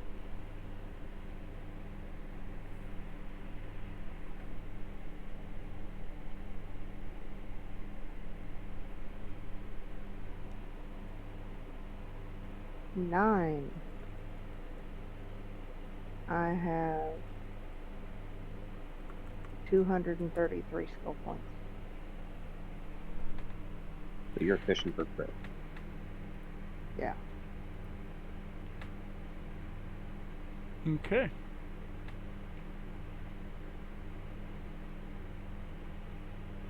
So you look inside, and you manage to find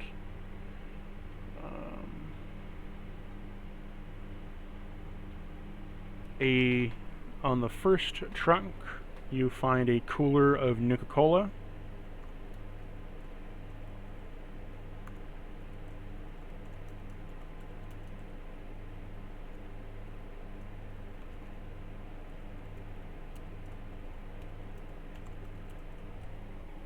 Very nice. Just getting everything up. And then you open up another one. You kind of get the sense that all these guys were driving together, as that they all have like some Nuka-Cola and picnic stuff in the bag, and a lot of them are in bathing suits, like they're off to the beach or something. Mm-hmm. Find a lollipop inside. Do you take it? Absolutely. You've gotten a rad pop. Mhm. Here is your lollipop. What is that from? You. Oh, It yes. was like one. It was like my Here second. is your impression of it. lollipop. Thank you for coming by. Nice.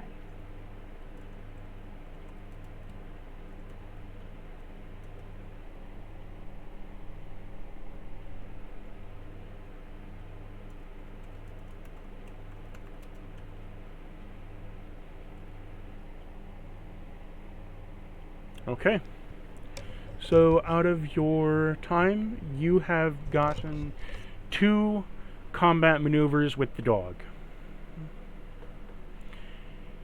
So fetch for 20 on your chest, you can toss a grenade to Ringo, and then he can grab it and deposit it 25 feet from him, and then come back,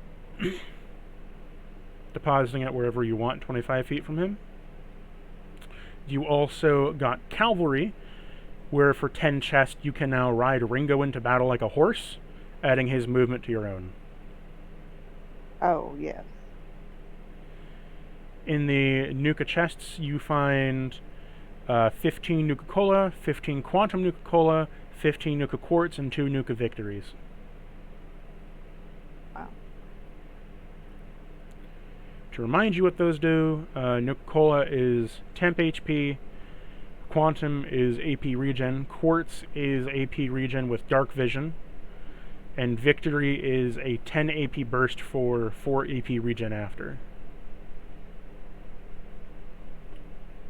Okay. Cool. So you're just rubbing Ringo's belly and making friends. Virgil, what would you like to do?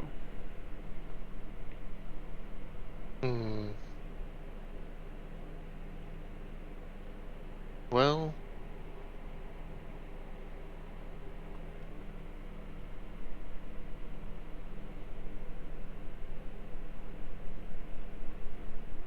yeah, that's a damn good question.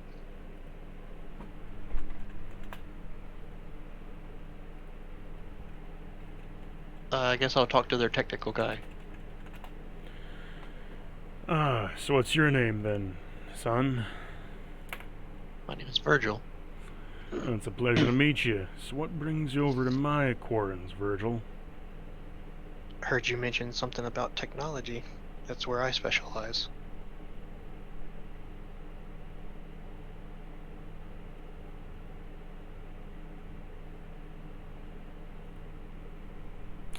So what you want to know?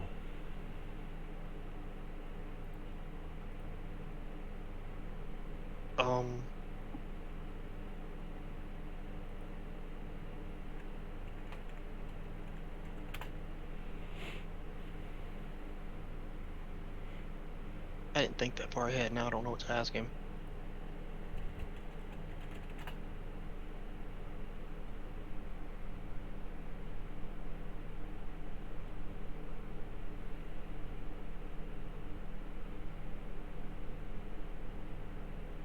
Virgil will ask him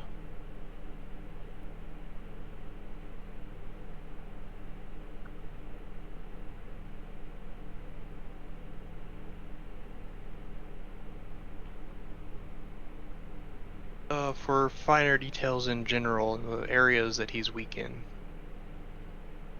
Like what?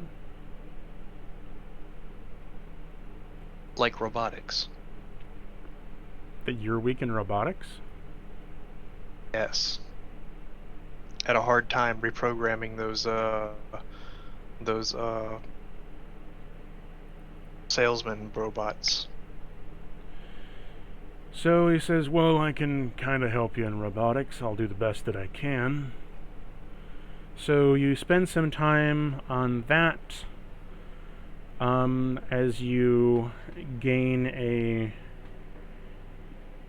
roll me a 3 science 2d100 science checks. Right.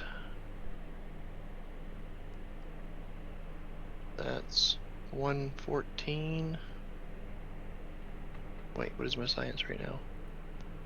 169. That passes.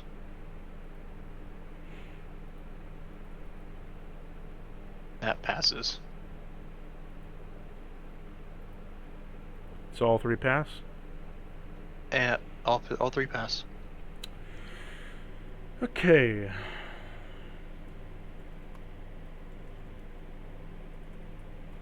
So with working with him, you gain a small perk.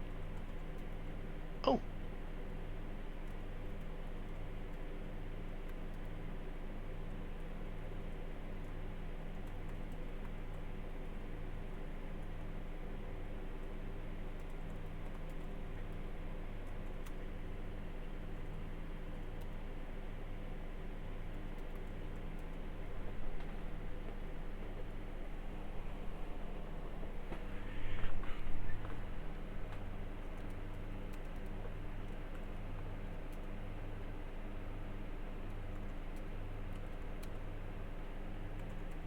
It's going to require a little bit more work on your part, but I think you'll enjoy it.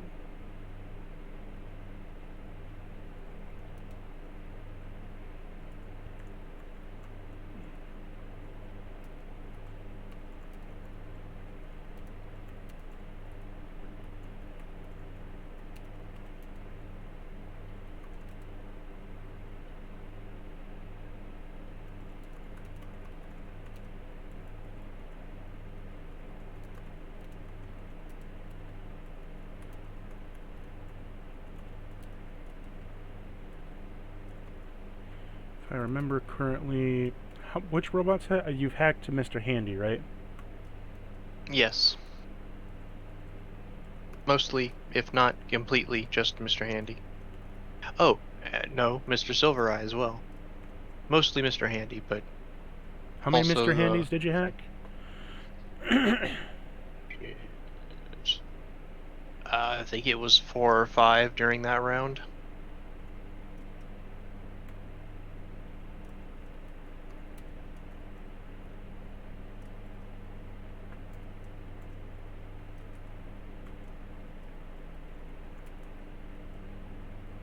Didn't you think also hack an only 2. Assaultron?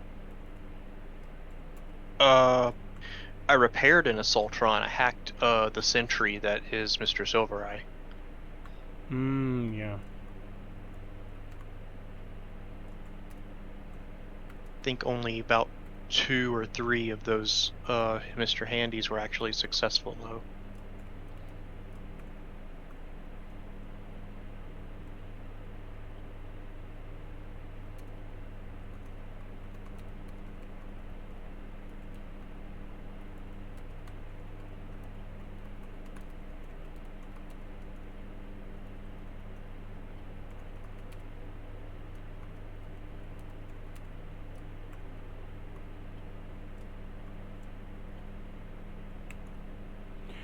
Okay. I'm going to say this takes up one of your slots. You gained the perk Cog Understudy. You gain a +1 for each robot type you successfully hack into for the future. This also offsets the negatives. Further bonuses require harder hacks or achievements is a max to a +6.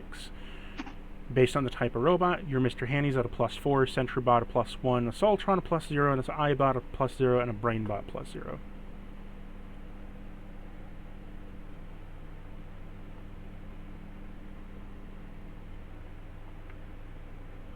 So the more I hack, the better I get. The more you hack, the better you'll get. It's just that the further to progress along, maybe past 3 or 4, will require harder and harder feats. or a harder and harder code structure, but you'll get there eventually. It'll cap out at 6. Also, if you incur any negatives, like say you encounter disadvantage, it would instead be a +3 instead of a +6, but it would cancel out your disadvantage, I see. depending how severe that would be. What else do you want to do? Yeah, now your second time. Do you want to continue studying with him? Do you want to do something else? You just want to talk with him? I can continue studying with him. What do you want Just to study? pass the time.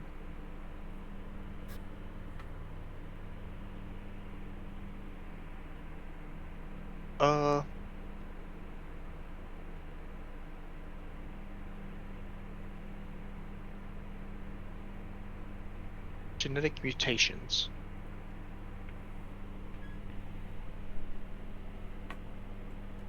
No, that's usually handled under the Roll me the 3d20, 2d20 medicine checks. Or are you going to pass all those? medicine. I think I will pass. A 3 Yeah, 2d100s. What's your medicine stat? 241. Yeah, you would auto pass all those. You could fish for crits if you want. Sure. Let's do that. Roll number 1. No crit. But it passed. Roll number 2. No crit. Roll number 3. No crit.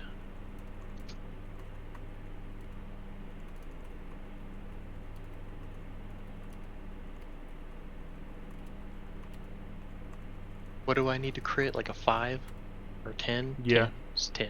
I'm not. 5 is higher level.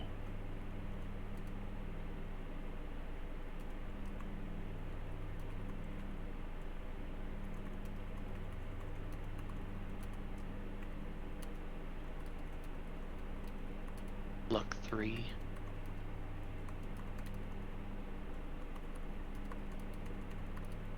$10 to $50.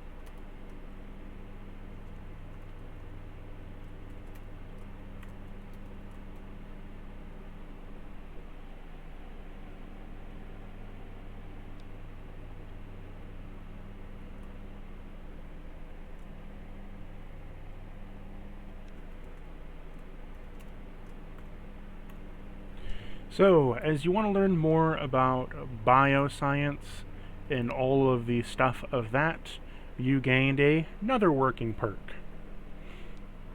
Or another secret perk, rather, of Man of the Body. You can study medical journals instead of increasing your medicine to increase your knowledge of the body and its genetics.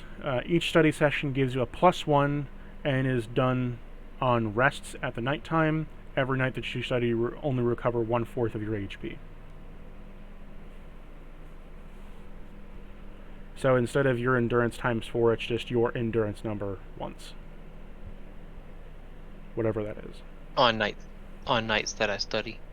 Yes, just on nights that you study. So you'd be able to increase one of these checks by a +1 if you have a medical journal or some kind of book. So checks that involve gene mutations or doctor checks. Doctor checks would include like broken bones, limbs, and that kind of thing. First aid, that kind of stuff. The +2s aren't to like the medicine specifically, it's to your skill checks. Sorry, your general checks that involve like sleight of hands for casting or doing operations, that kind of thing. Right.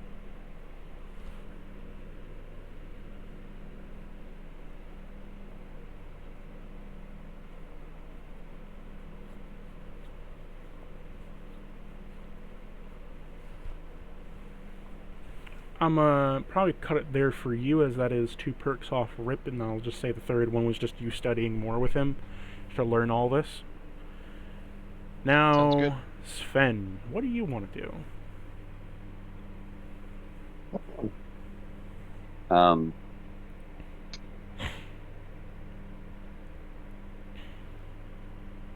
want to talk to, I guess,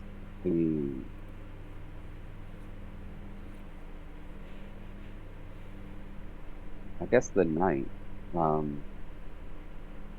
and find out more about how he became that resistant to radiation and why he lit up like that and that kind of a thing. Well, hello there, my tiny flesh suit companion, for how are you today? Well, upon this night, I'd rather say.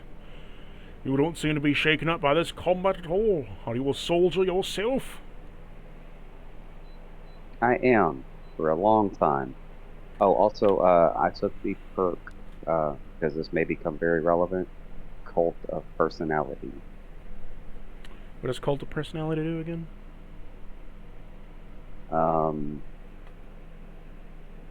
Pull it back up. I can look it up if need be. People always view you in a good light no matter what you do. Can cause anxiousness.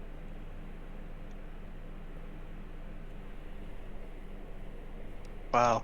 People, You're viewed people so sometimes- positively, it's creepy. Yes. Sometimes that can work They're out in your favor, all other to be times around that you. may fuck you over. All depends.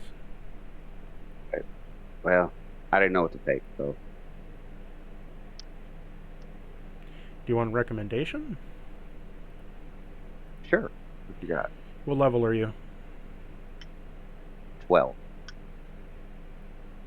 Let me look through the perks real quick.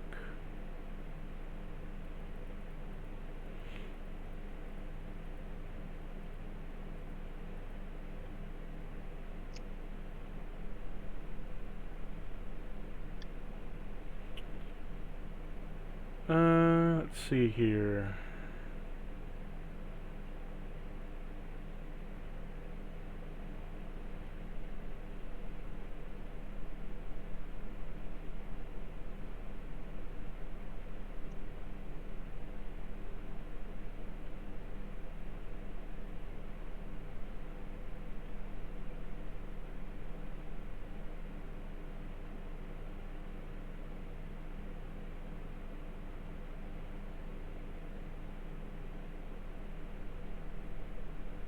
I'm going to pause real quick as I look through this, if that's okay. Yeah. Unpause. So you took Terrifying Presence, as we discussed a little bit. So what you just wanted to talk to the guy about his Adam, or about his perks and stuff? Yeah. So he says Yeah, to you... Go ahead. Yeah, I'm fairly resistant to radiation myself,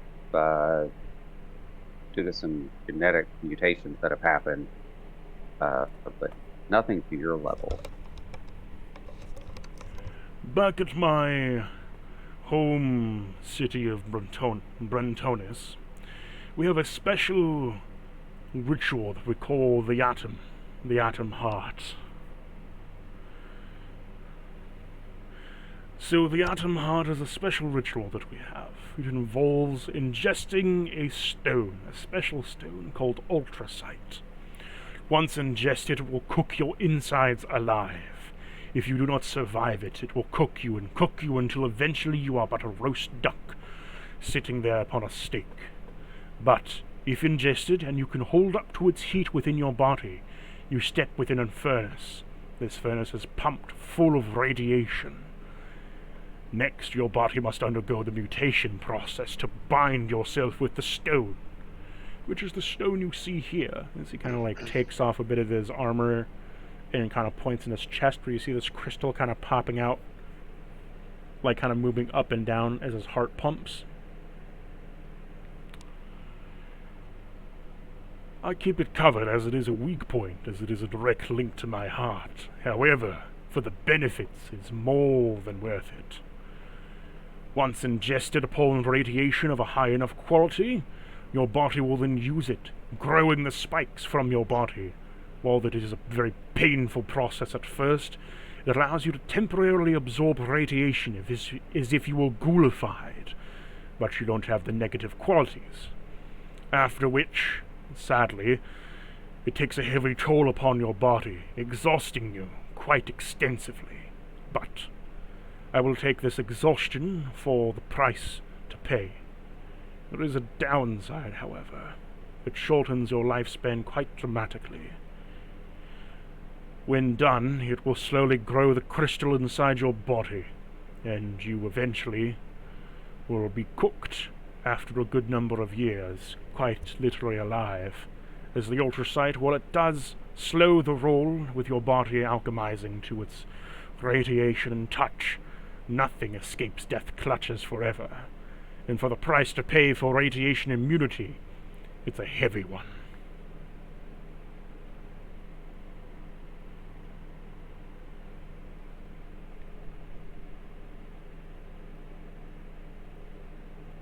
I tell them about the ghoul we very recently fought that had something similar. Oh, we have something similar within our city that we fight against, called the Revenants. They are ghouls that are experimented on by those Volxen pigs. They combine them with mechanical and machine engine parts, giving them an engine for a heart. Have any of you played Doom before? A little bit. Okay, you know the, yeah. I want to see if I can find the demon.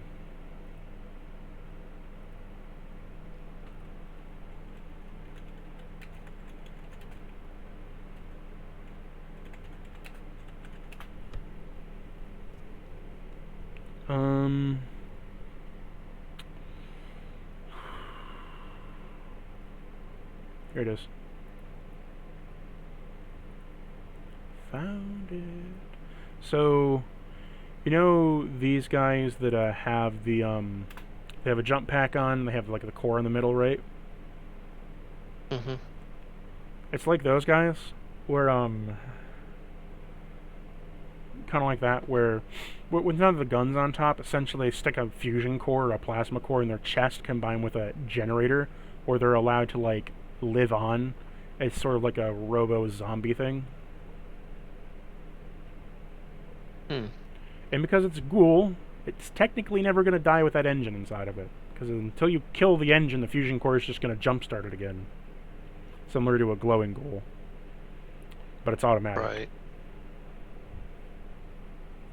That's kind of what he explains, is that they're endless, and you can kill them over and over, and they just come back living on. The only way to truly kill them is to reach into the chest, pull out the core, and crush it with your own hands. However, getting to that point is rather tedious. One or two of them, easy enough to deal with. Swarms of 50 to 80 of them is getting on the rougher side. Each one having the strength of two mortal men slicing into you with baseball bats and melee weapons and crushing against you with clawing teeth. You may think it may be easy to take on a few of them, but as soon as you knock one out, one gets back up instantly. Rinse, repeat, and you eventually get overswarmed.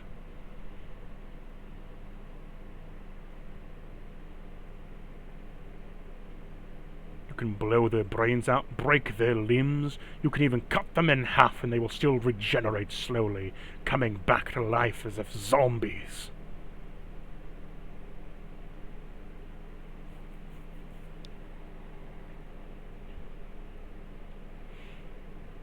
But the ghoul you describe reminds me of that at my own home city. It could be possible that he ingested some ultrasight, gaining a similar effect. Whatever the reason, he sounds like a dangerous foe to fight indeed.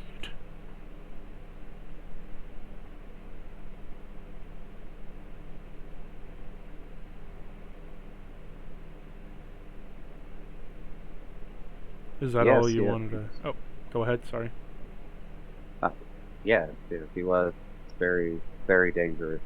Um, every time we shoot him, he would rain radiation.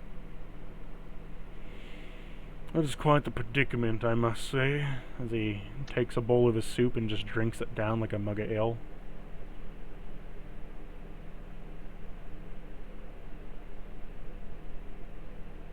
Um,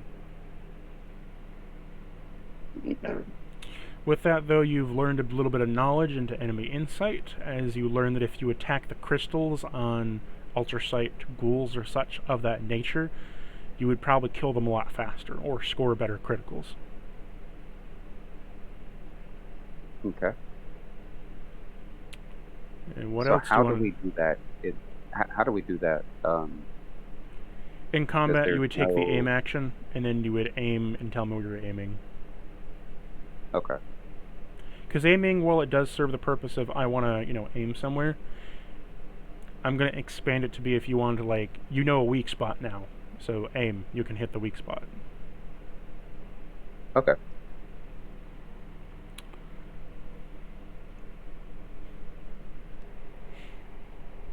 What do you want to do for your second one?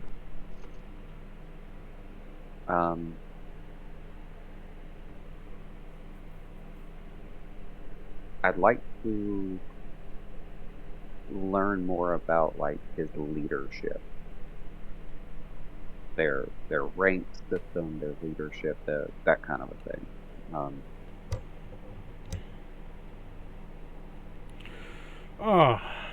Well, I can disclose some things to you, my tiny flesh human, or my tiny flesh companion.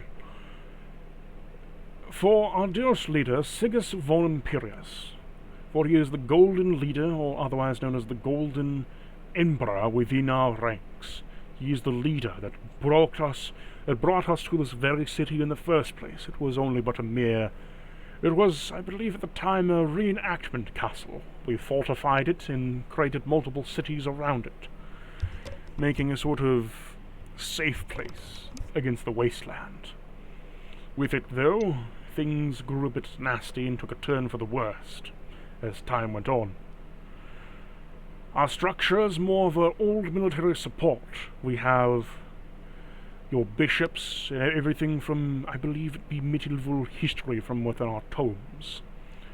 We have everything from our dearest generals at the very top. I guess what I can share is we have the top structure of Sigus von Imperius, our dearest king. Below him are his head paladins. Then below them are the pauldron knights, such as myself. Below us are the knaves and scribes. Below them are, I believe they would be called atomic servants. And then below them are the common citizens of the area, or common shopkeepers and such. We also have specialties, such as you might know of we have a chaplain that you could go from... Okay, I want to write this out so I don't forget it. Okay. The worst thing in the world is me saying this and then forgetting it later.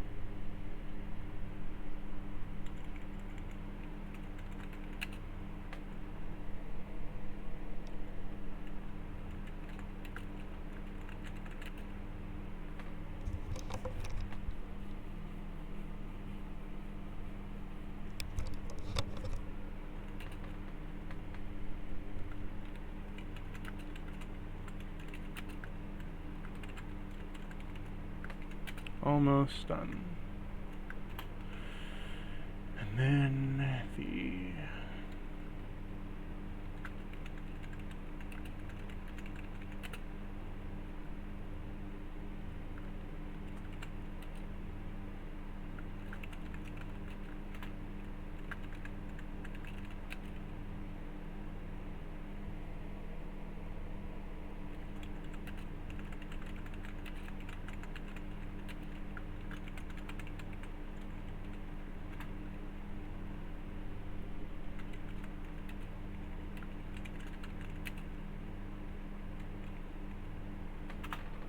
Our structure is as follows. We have our Emperor, Sigus Vonum Imperius. Then, so we have the Green Paladins, our generals, the White Paladins, which are the exploratories, the Red Paladins of war and frontline defense, keeping our borders secure against those ghoulish figures. We have the Black Chaplains, which we don't believe in religion else. We have our Black Chaplains, who give us our holy orders from the Emperor and the King. And while we do chastise religion, they help in a way of sort of science, giving fervor and boosting to our morale. You can think of them more like 40k chaplains if you want.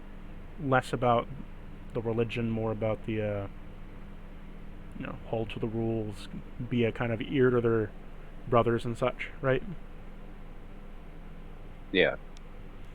Then you have the Atomic Knights. For this is what I am. I am an Atomic Knight. For I am sent out on missions, or small tasks, missions, and areas that I am directed to. For I am under the White Paladins, and as an Atomic Knight I am to explore the areas that they have deemed worthy. For they have already made the first pass, for I am the 5th pass through this area. A sort of test, if you will. They've scouted everything out. It is my job to then go see it, and see what is there. They've done the most dangerous work. It is time for us to actually do our job and make good on their work. You then have the Atom Bishops that work with the chaplains to command decrees, give out roaring speeches, and to make sure that things are going appropriately. No spies or religious cults propping up anywhere. For then you have Rad Priests. Rad Priests have a similar job. However, they go out into the countryside, into a further implanted area. They're more nomads. They watch everything on the far edges of the world. You would never know a Rad Priest even if you saw him. He wears all common clothes and is more of a spy, you could say. You then have the Scribes, which work mostly within the city halls to gather all kinds of information and do bureaucratic work. You have the Knaves, who are with me, who are more inspiring in training to become an Atomic Knight, Atom Bishop, or Rad Priest. And then you have the Helm Brothers. The Helm Brothers, while they are brothers of a kindred, they... He falters for a moment, kind of like, thinks of a good word to put to this. They are on corporal punishment, often going on penance missions to make up for their losses, or their failures, rather. Critical failures. Failure of a mission is met with a back and forth for why you failed or not. If it was solely down to you, then you can bounce back from it. However, egregious signs of loss of tactician, or rather aggressive, we'll say, self or other sacrifice, is met with contempt. For the Helm Brothers are sent out on solo missions, and if they succeed, all the greater. They are then welcomed back in. If they fail, then that is the price they had to pay. Citizens, shopkeepers, traders, and workers are all the normal, and then we have war slaves. These are captured, usually cultists that are being converted to normal citizens, but if such a time is done, they are given the most harshest in forms of labor.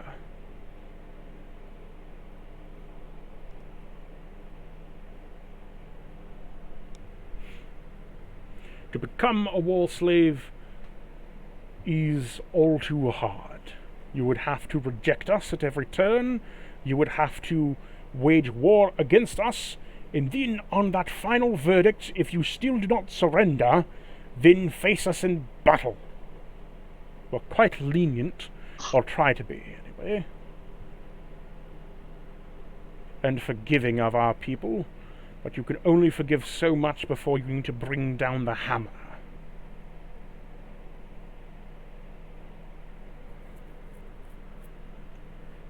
Any other questions for him?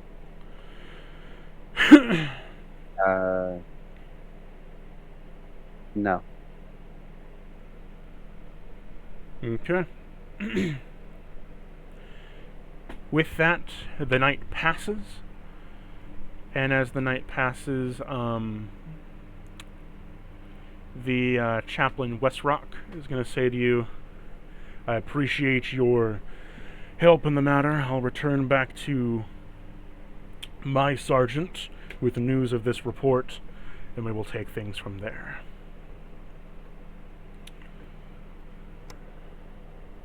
I will be staying behind with a few men to make sure that all goes well here, but I'll be sending a detachment back to resupply and have rest. You may carry on to your next supply line or mission that you see fit. I hope to see you again, Sergeant Sven. Thank you. Well Be then, well. my tiny flesh brother, and my green-skinned brother of Foundation. He gives Jams a big hug, just like bear grips him and gives him a hug. For it has been a glorious time that I've met you. And for this, he reaches in his back pocket and pulls out a coin emblem with a shield on it.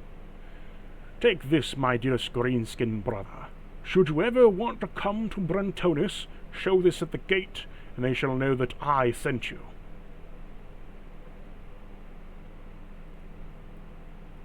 I hope to meet you again.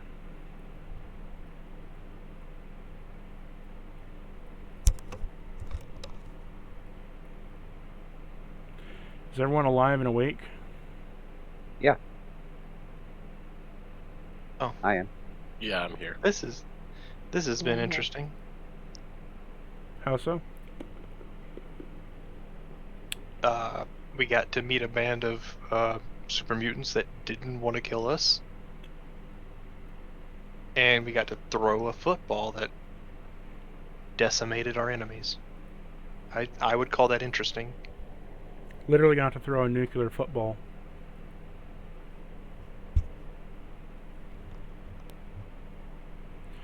Well, as it is, at the time, I do think that everyone's getting quite tired, right? Yeah, I you can am. call it too. We will call it here.